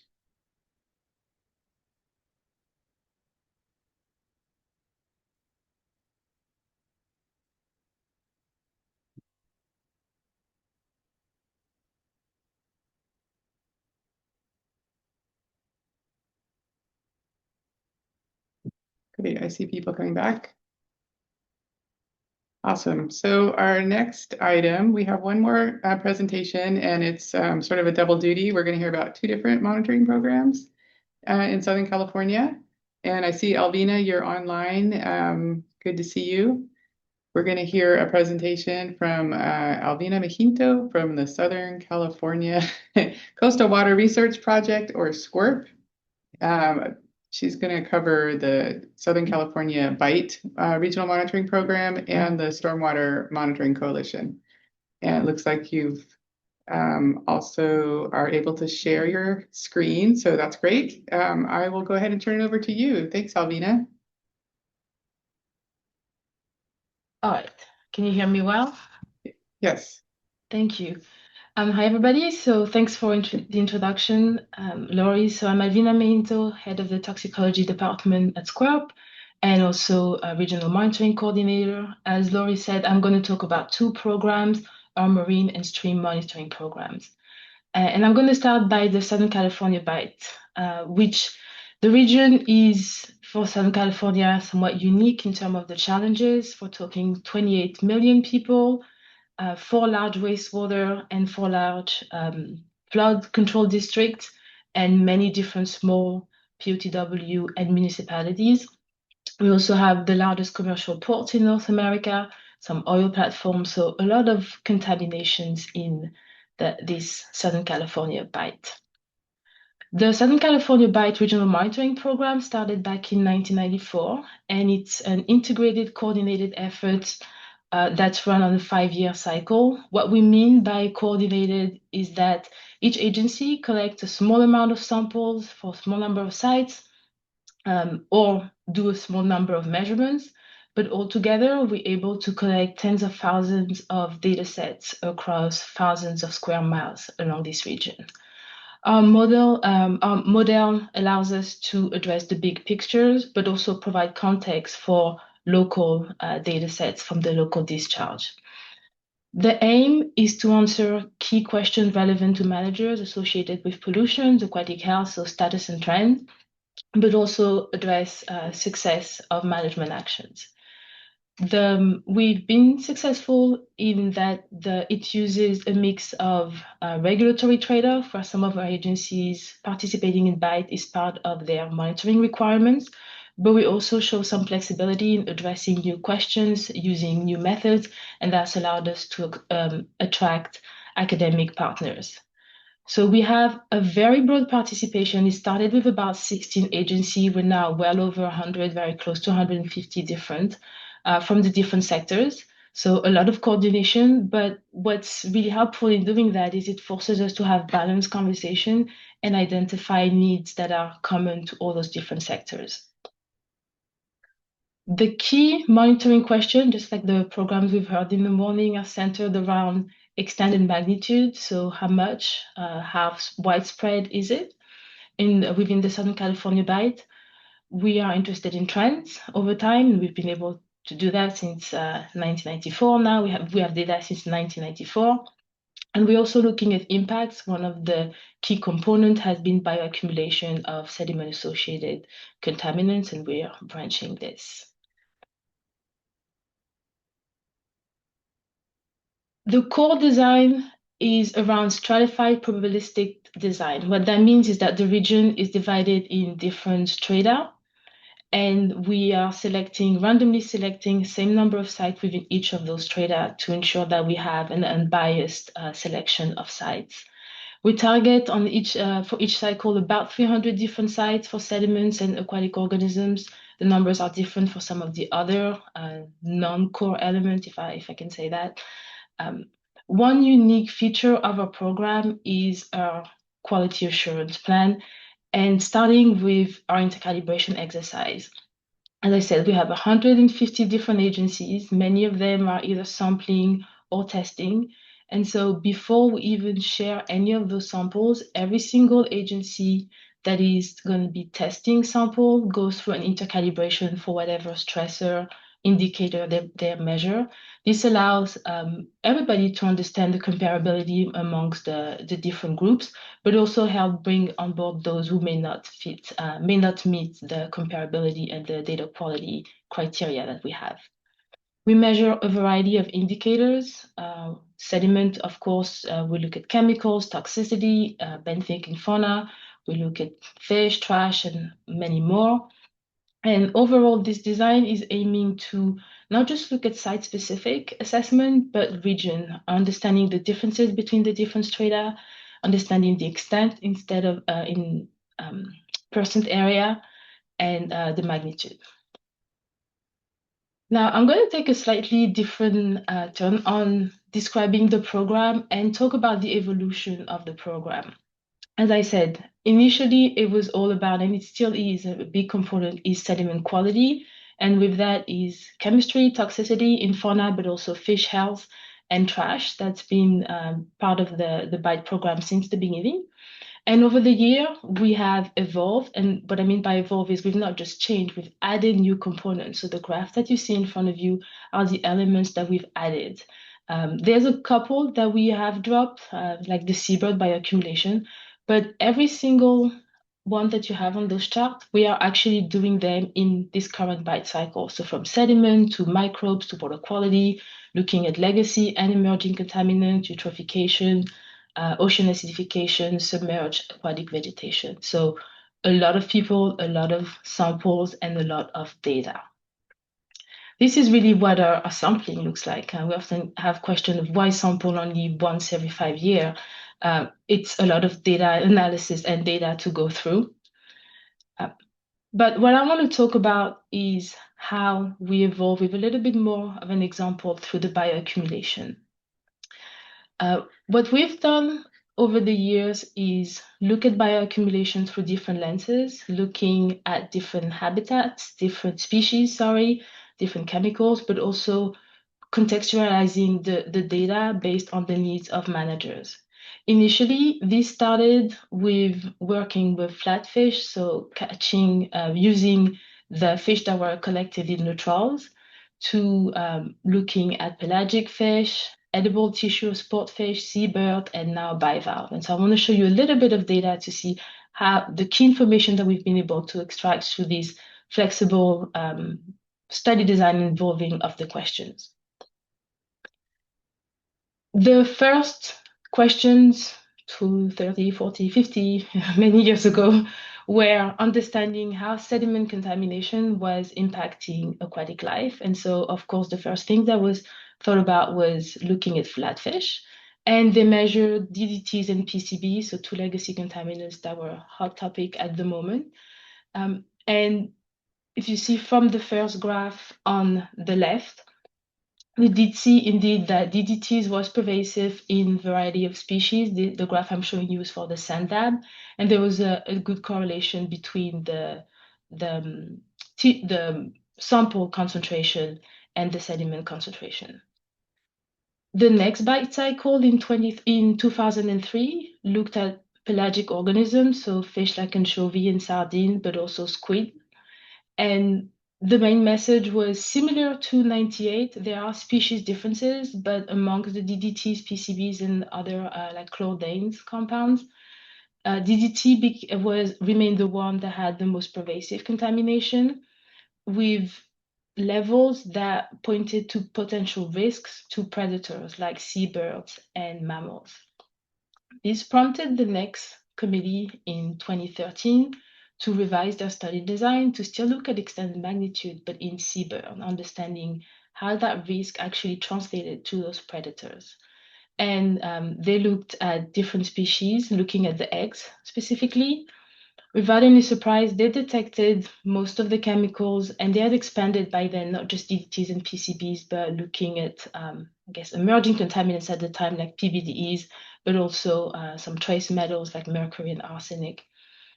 they found that most of those contaminants were found in nearly all of the samples for all of the species, but the concentration were not to the levels of the effect threshold that were available for those species.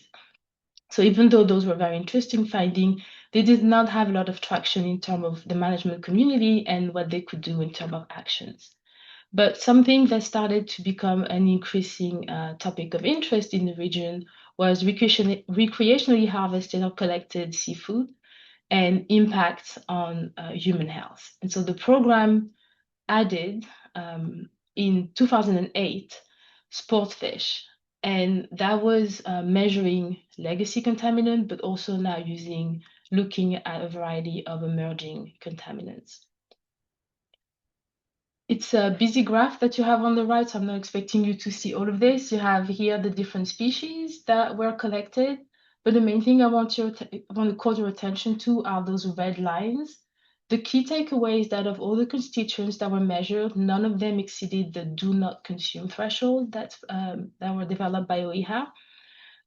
But we did have two chemicals, mercury and PCBs, that did exceed some of the consumption advisory for women and children.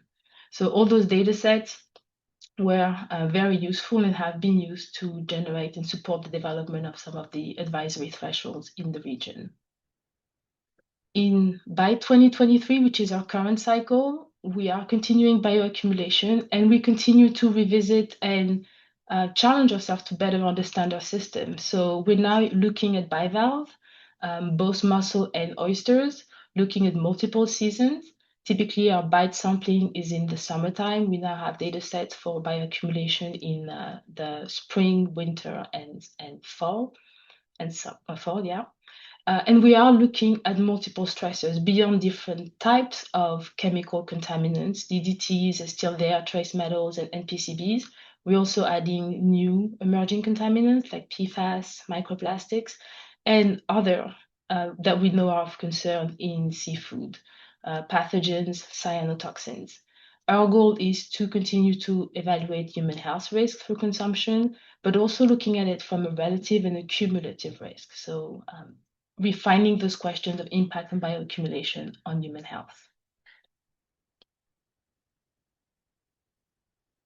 I won't go through all of the data sets, but I did want to touch on data management and accessibility because that's something SCRAP has spent a lot of time. So while we do not sample or do very little of the analysis, we oversee all of the data management and the data, and a big chunk of the data analysis. All of our data, all the way back to 94, is available online. So everything is electronic format.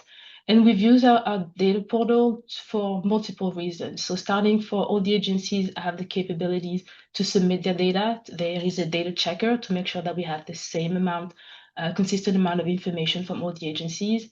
And there are tools to retrieve the data, whether it's raw, published data, metadata, and also some mapping tools.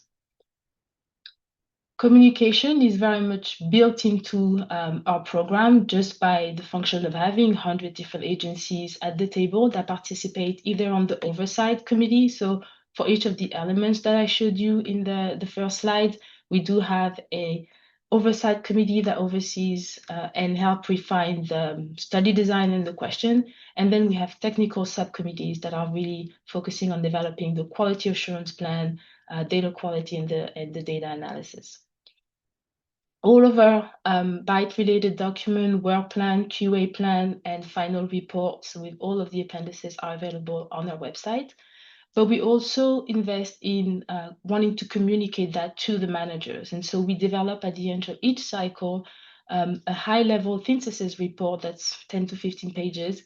It's light on text. This one is more about the key graphics and the key takeaways. So a little bit of background about our program, some of the key findings, the implication, and some recommendations. I'm going to switch gear a little and talk about the SMC program. As Laurie said, I'm doing this one on behalf of one of my colleagues, Rafi Mazer, so I will do my very best here. So the SMC Stream Assessment Program started in 2009. It has a smaller participation. It is really focusing on watershed sampling and from by stormwater agencies and also have regulatory agencies as part of the committee. This is part of the statewide effort, so this is one of the nested regional program. And similar to BITE, it does fulfill some of the permit requirements from the agencies that are participating. The overall goal is to assess biological conditions, but also understand the likely stressors that are impacting the different habitats, different watersheds. The key questions are the same. We are looking at overall status of the condition of the streams in Southern California watershed, how they change over time, so the trends, and also understanding the cause of those impairments. Sampling is done annually. They're targeting about anywhere between 400 and 500 sites across the 15 major watersheds in the region. The sampling design is similar to BITE, stratified probabilistic design, but they do evolve, and I'll give you a little bit more information on that in the next slide. So they do have an amount of revisit sites for each 5-year cycle. They also measure a variety beyond just the biological indicator, a variety of chemical and physical stressors.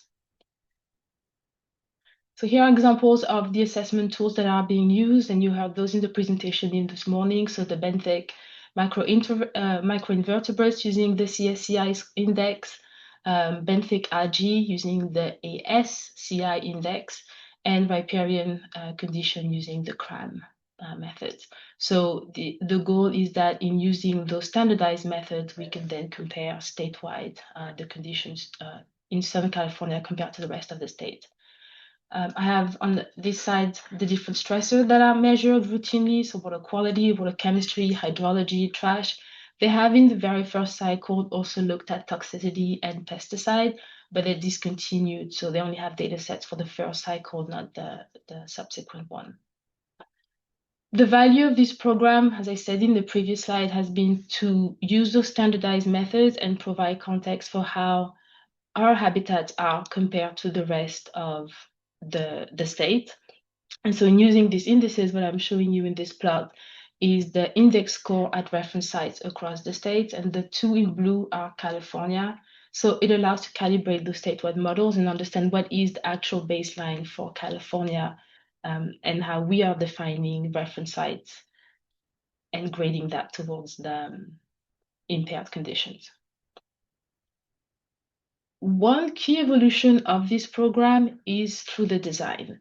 When it started in 2009, it was 100% probabilistic design to really get an understanding of the overall conditions. And they sampled for 5 years using that design.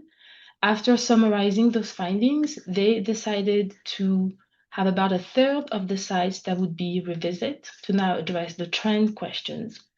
And when the second cycle in 2019 ended, the SMC steering committee decided to update to now look a little bit more at causal assessment. So beyond just looking at the problem, this program is also about understanding the cause and helping managers develop their action to improve the conditions.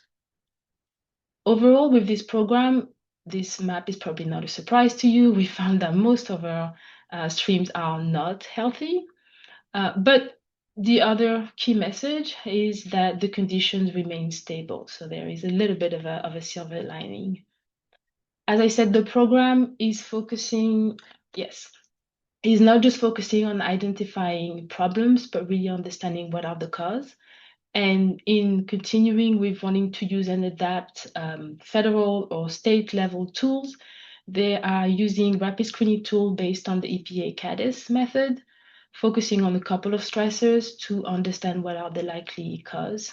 These rapid screening tools allows to understand where some of the stressors might be prioritized. So, for example, if you look at the very first top graph, you can see that most of those sites tend to have conductivity as a likely cause, while if you look at the second one on the top, you see that most of those conductivity is not a problem and would not be a priority. So in identifying those clusters, it can provide site-specific information and help managers be more targeted in how they develop their solutions.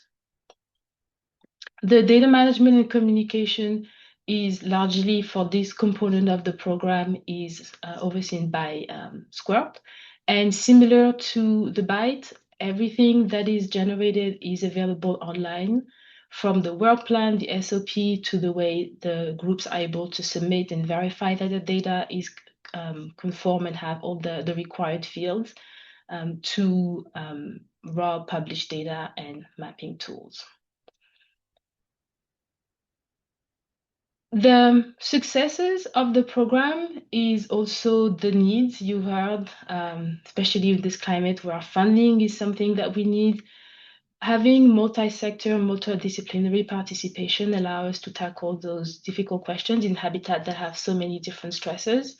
But also in collaborating with different programs, we're able to leverage the different efforts. So I have on this slide a couple of the programs that we have collaborated with, but as you can tell, half of them no longer exist or barely exist. So part of what I'm hoping for today is having some conversation in identifying ways we can either standardize our methods so that the data set can later on be better aligned, or having some sampling coordination so that we can leverage each other's efforts and provide more information and more context for the regions and the state. With that, if you have any questions, I'll be happy to take them. Any information on the BITE program, feel free to email me. Any detailed information on SMC Watershed Program, please email Rafi. Thank you.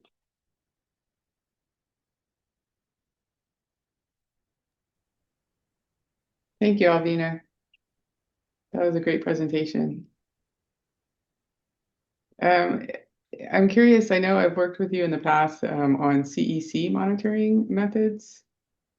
Are you, does the BITE incorporate any contaminants of emerging concern monitoring, sort of part of the annual or each BITE survey? Yes, the last 4 or 5 BITE cycles have had pesticides, different types of pesticides measured. In the latest round, we've measured some neonicotinoids. We've measured 6 ppdq in the sediment. Same in the bioaccumulation. We've been looking at a couple of CECs. And this round, we also have microplastics. So we do incorporate new technologies, but also new contaminants at each BITE cycle. Great to hear. Any questions from council members or other participants for Albina?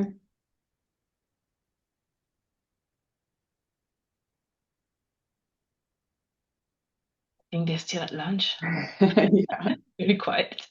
Yeah, I did want to, I think I was a little bit, had a little bit of a lunch coma when I introduced you, but I forgot to mention, Alvina, that you're also have agreed to co-chair the post-fire monitoring work group. So I wanted to express my appreciation for that. And, you know, we'll looking forward to working with you on that. I'm sure you'll come back to the council. Me too. Looking forward to working with you guys on that. I see, Greg, you turned on your camera. I just wanted to provide proof of life, but I will say thanks and appreciate the updates.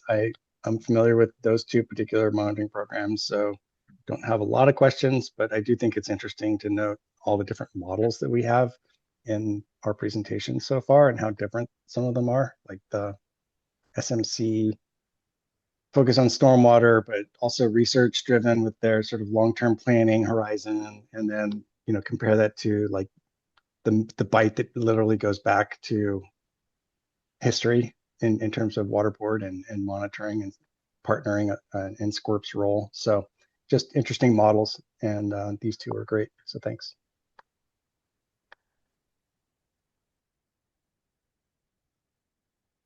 It's too bad that Ali Dunn is sick today. She was going to present on the surface water ambient monitoring program and their statewide programs. There's the statewide bioassessment program that sort of follows the same model as the Stormwater Monitoring Coalition, but it's, you know, statewide in nature, where the stormwater is sort of the SMC is sort of a regional intensification of of the bioassessment program. It's really interesting to see like the different levels of detail. And overall, as I recall, from the SWAMP reports on bioassessment, they're pretty much similar in that the overall trends are not changing. And as far as where we have good condition, streams in good condition and streams in not so good condition, have, those overall trends have remained pretty stable over the years.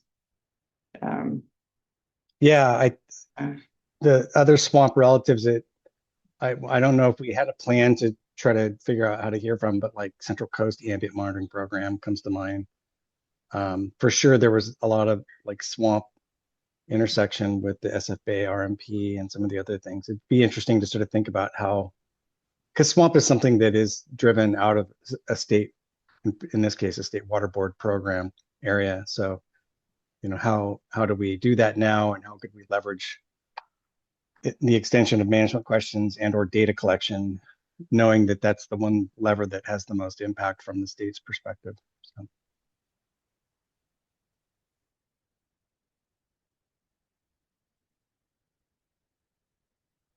So we are very much ahead of schedule, and we have time for more general questions. Check in on all of the presentations that we've seen today.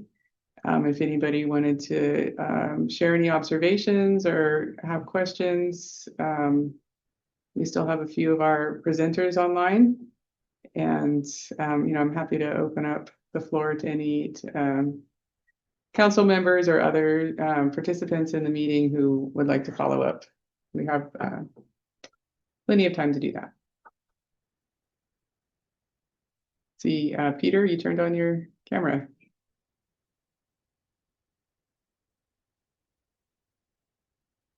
You're on mute. Yeah, sorry, I was trying to get off mute. No. I just, as Greg said, proof of life since the meeting was ending, or not ending, but just I'm here for the conversation, but I don't have anything particular to say. Yep. Thank you. Thanks for proving you're alive. Greg, you have your hand up. Yeah, me, I'm always ready to dive into avoid a dangerous behavior, by the way. The thought that I'm thinking of right now is we heard some presentations mention and discuss almost like a request for some more coordination and leadership on collection of like continuous telemetered sonde style data. And knowing that we'll never know, I mean, this is a snapshot of some of the big monitoring programs across the state, but we're not even really hearing from some of these smaller watershed groups or project specific programs that are maybe all using some element of sonde or telemeter device. So like, I'm just thinking out loud here, but like, is there some role the council could play to build a network of sort of data framework that would allow continuous water quality data in California to, if it wanted to, it could arrive in that network. And that would be its own sort of like data representation of things, the sonde style data, which is limited, but it's also really interesting, especially if we're missing a lot of it right now.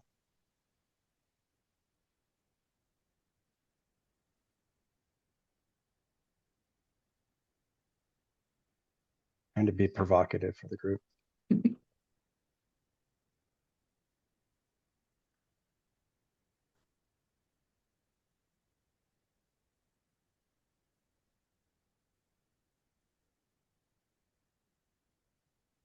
Is anyone aware of any other existing thing that sort of aggregates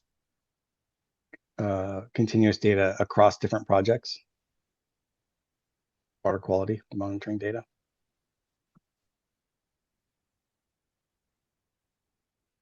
Allison has her hand up. I guess and sorry, I'll turn on my video here. One thing we've been talking with folks at the Russian River Regional Monitoring Program are questions around whether the CDEC is an option for certain continuous data. It's something that has been in conversation in relation to the Russian River telemetry study with the state board. But it's not clear at this point whether the infrastructure is really there for all to suit all the needs. And then, yeah, because it's more set up in terms of water quantity as opposed to quality, but could accept other things like it does report out temperature, that sort of thing.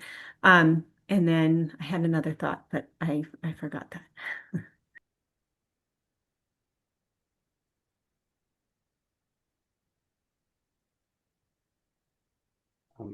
Greg, I was going to mention there's maybe two ways to think about it. A simpler version would be to have a database for continuous data that has already been finalized and gone through all the quality control measures. So it's going to be useful for kind of retrospective analysis.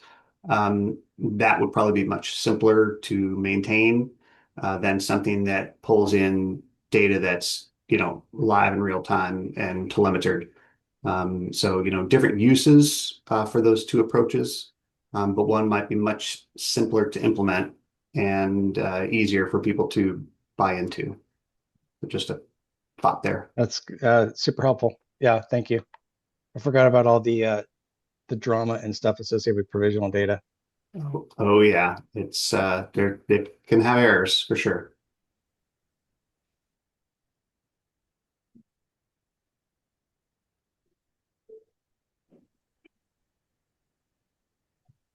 Can I make a comment, even though I'm not on the council? Oh, yes. This is Evelyn. I chair the Safe to Drink work group, and Lori can attest to my dreams of sharing inspiring and realistic and open source and just all kinds of data that supports the fact that 98% of Californians have safe drinking water.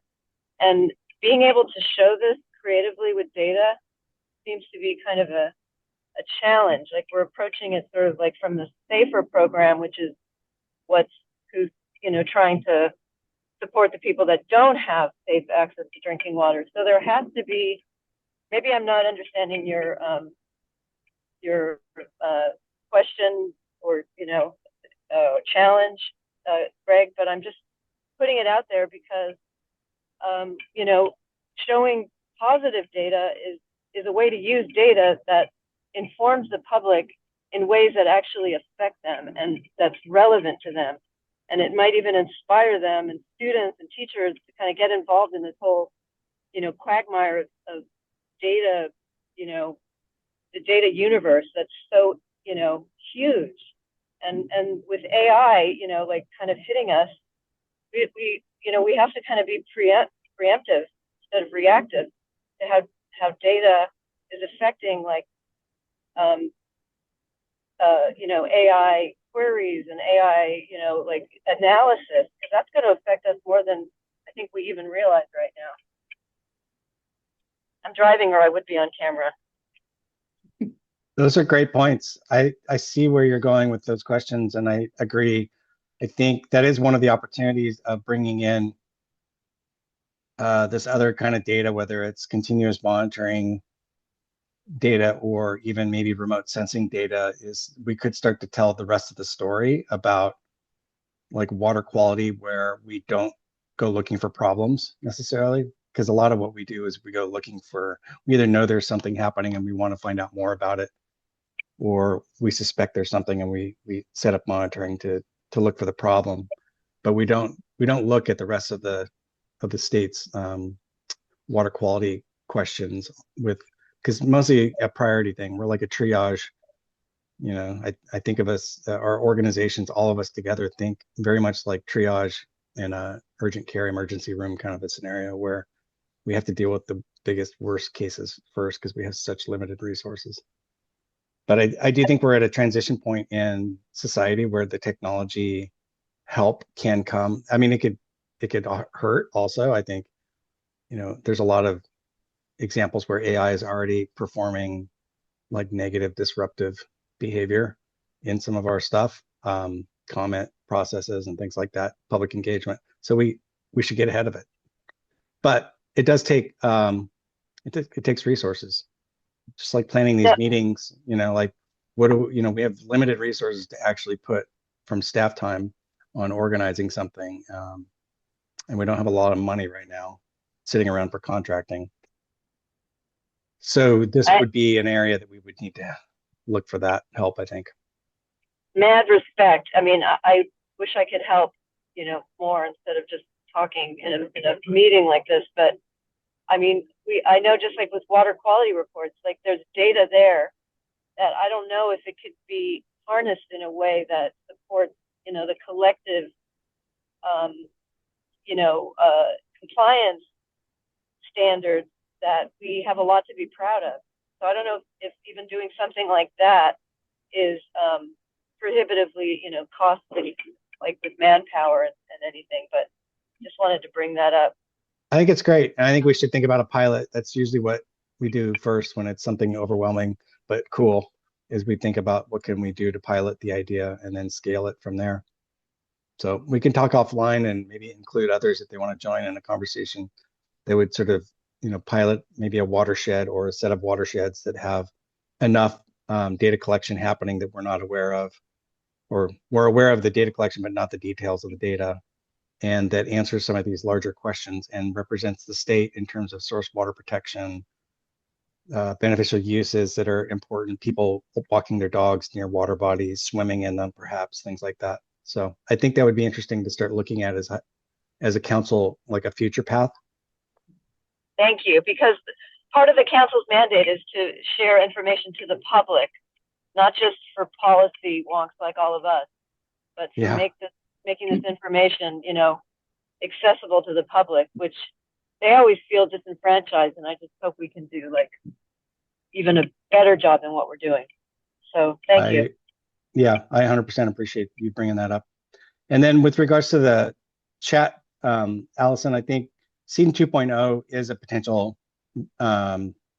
receptor for continuous data. We're thinking a lot about that. We're thinking a lot about some of the other practices that we'd have to stand up. We have talked to the Russian River Telemetry Project people, both at Water Rights and the consortium. We're actually about to reach out to you folks at the Russian River Monitoring Program, and we have some devices of our own, and we thought about, like, we need to get our fingers and hands into the practice of setting up, maintaining, and working on the delivery of data into a known system. And this more recent news that we found out, our contractor with the Seeding 2.0 has a sounds like ready to go module that we could play around with that would allow us to test this. And so we're really close to probably rolling something out. So we'll reach out to you and anyone else that wants to consider streaming on a sort of a pilot basis or proof of concept basis, streaming water quality telemetry data towards the state.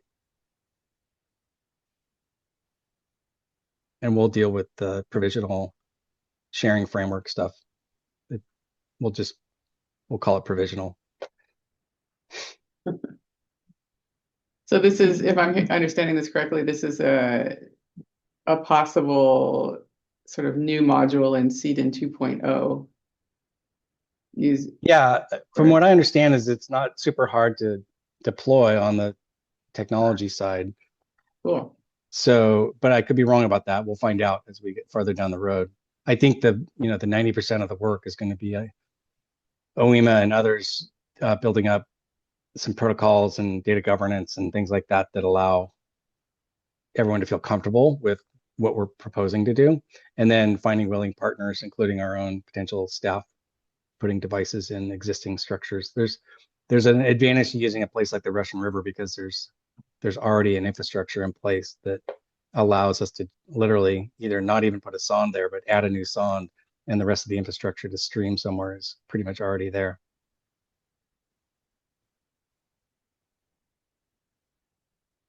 I just added to the chat there may be people on the call who aren't familiar with the acronym OEMA. It's the Office of Information Management and Analysis. That's the office within the State Water Board that Greg is the director of. Also, I work there, and the Monitoring Council is managed through OEMA. So we talk. I think sometimes we tend to talk interchangeably about the work of OEMA and some of the work of the council. So, and they are very related, obviously. So, Just want to build the profile of AWEMA up so that we all understand what we're talking about. I had kind of a tangential question for for anybody actually who's interested in supporting the council in sort of watching all these different presentations. It looks like many of the programs have a pretty robust infrastructure for collecting data, sharing data, disseminating information, through their own websites. And I'm thinking that the council's website can serve as sort of a hub or a way to disseminate that information out to a wider audience, not by trying to create a new database for the data, but more, I think it would be pretty easy to create a little section on the council's webpage that talks a little bit about the regional monitoring programs and, maybe with an interactive map. So you could click on, the Russian River watershed and then go straight to the Russian River monitoring, regional monitoring program. I wanted to share that since I'm pretty new, it hasn't been a year yet, so I can still say I'm new as the council director. Is that the sort of thing that the council would support the people on the call? Would you find that useful and helpful? Because I think it's pretty low-hanging fruit and can be done pretty easily.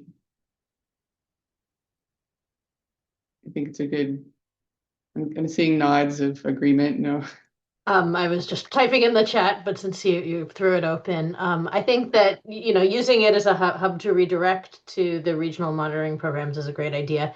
But if we could actually use it as a hub also specifically for the data visualization tools that everybody has, that would, I think, make it a lot easier for folks to access those rather than having to hunt through every individual website.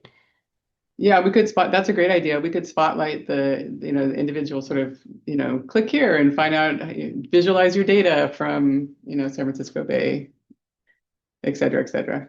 I like that. Yeah, just in a little bit of news, I'm trying to get at least some support for the council as far as another staff person. I've been able to get a position for a scientific aide. So I'll have a little bit of help. Hopefully somebody with a little bit of GIS experience. Definitely I'm looking for somebody with GIS and website development experience that can help build out the council website a little bit more. So heads up on that. But I'm going to add this as like one of the projects that we can start working on pretty quickly. See lots of thumbs up. Cool. Great. Yeah, and if you any more ideas along these lines, feel free to reach out to me. And if something pops into your head that we can create, on the website and make it more of a hub for information, and just let me know. I've done a lot of work recently, just tweaking different pieces of it, so I've got the system down pretty easily. It's pretty easy to make changes to the website at this point. Add new information.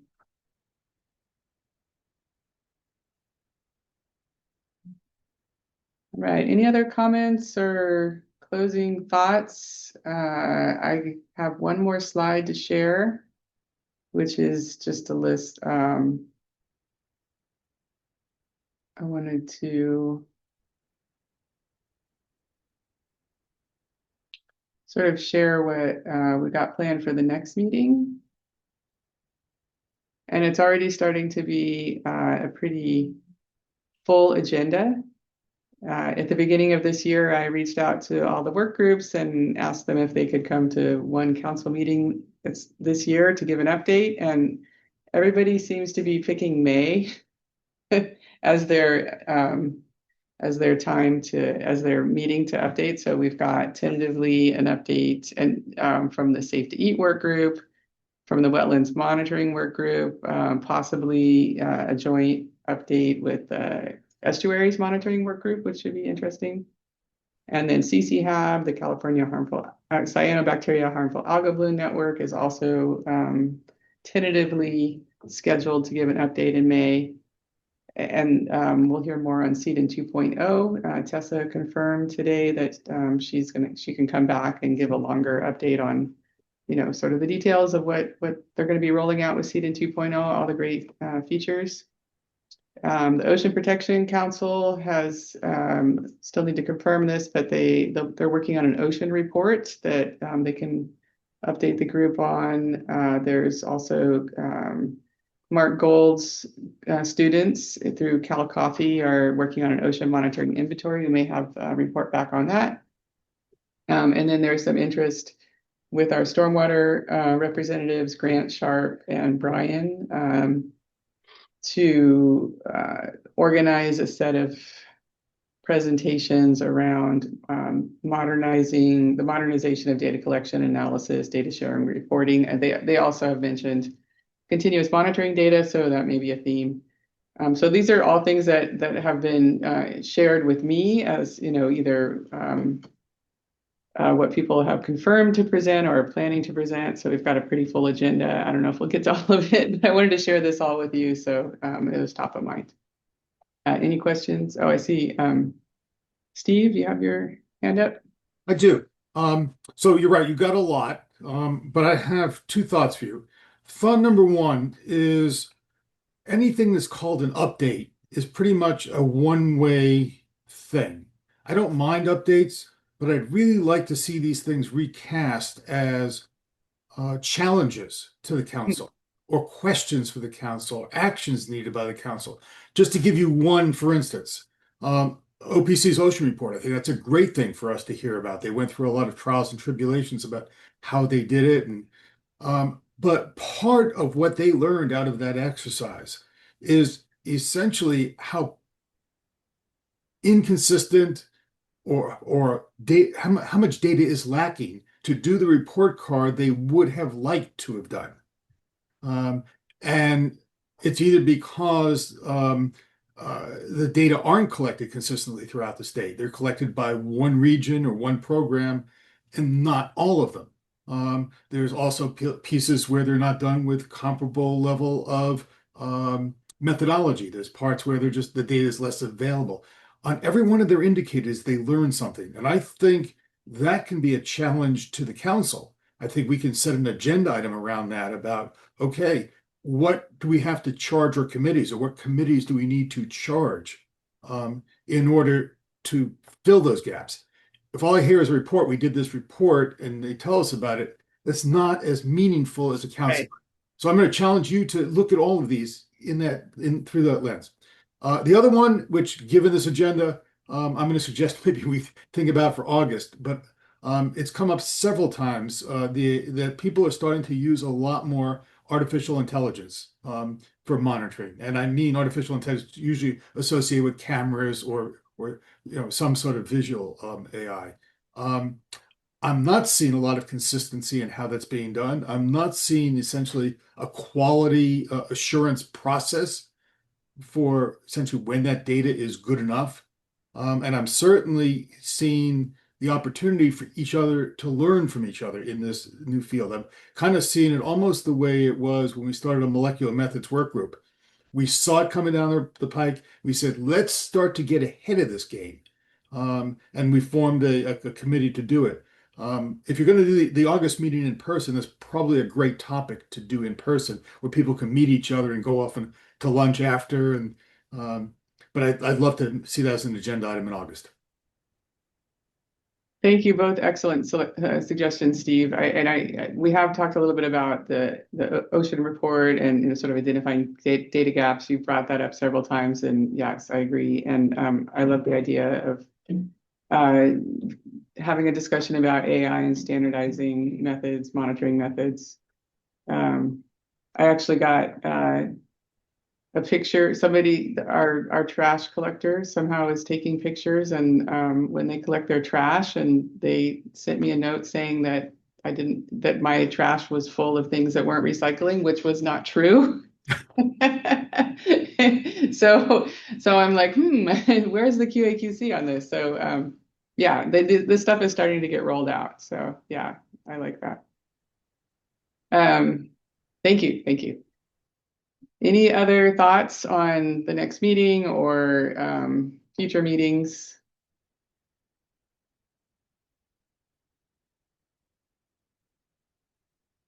Okay, I think we can go ahead and adjourn the meeting. I want to thank you. I want to thank all our presenters. I learned a lot. I'm going to be going through these the recordings and taking notes. I think it's time to get back to taking notes for these meetings so that we can have a better recording of what was discussed and what the action items are. So stay tuned for that. But then also that'll help me to identify ways that we can follow up with these different groups, maybe individually. So really appreciate that. This has been a great information exchange and a great meeting, and appreciate everybody taking their time to participate. And any questions, please email me and I will help you out. Thank you, Lori. Well, thank you. Thanks, Peter. Thanks, everyone. Thank you, Lori. Thanks, Bye. Lori. Bye-bye. Bye.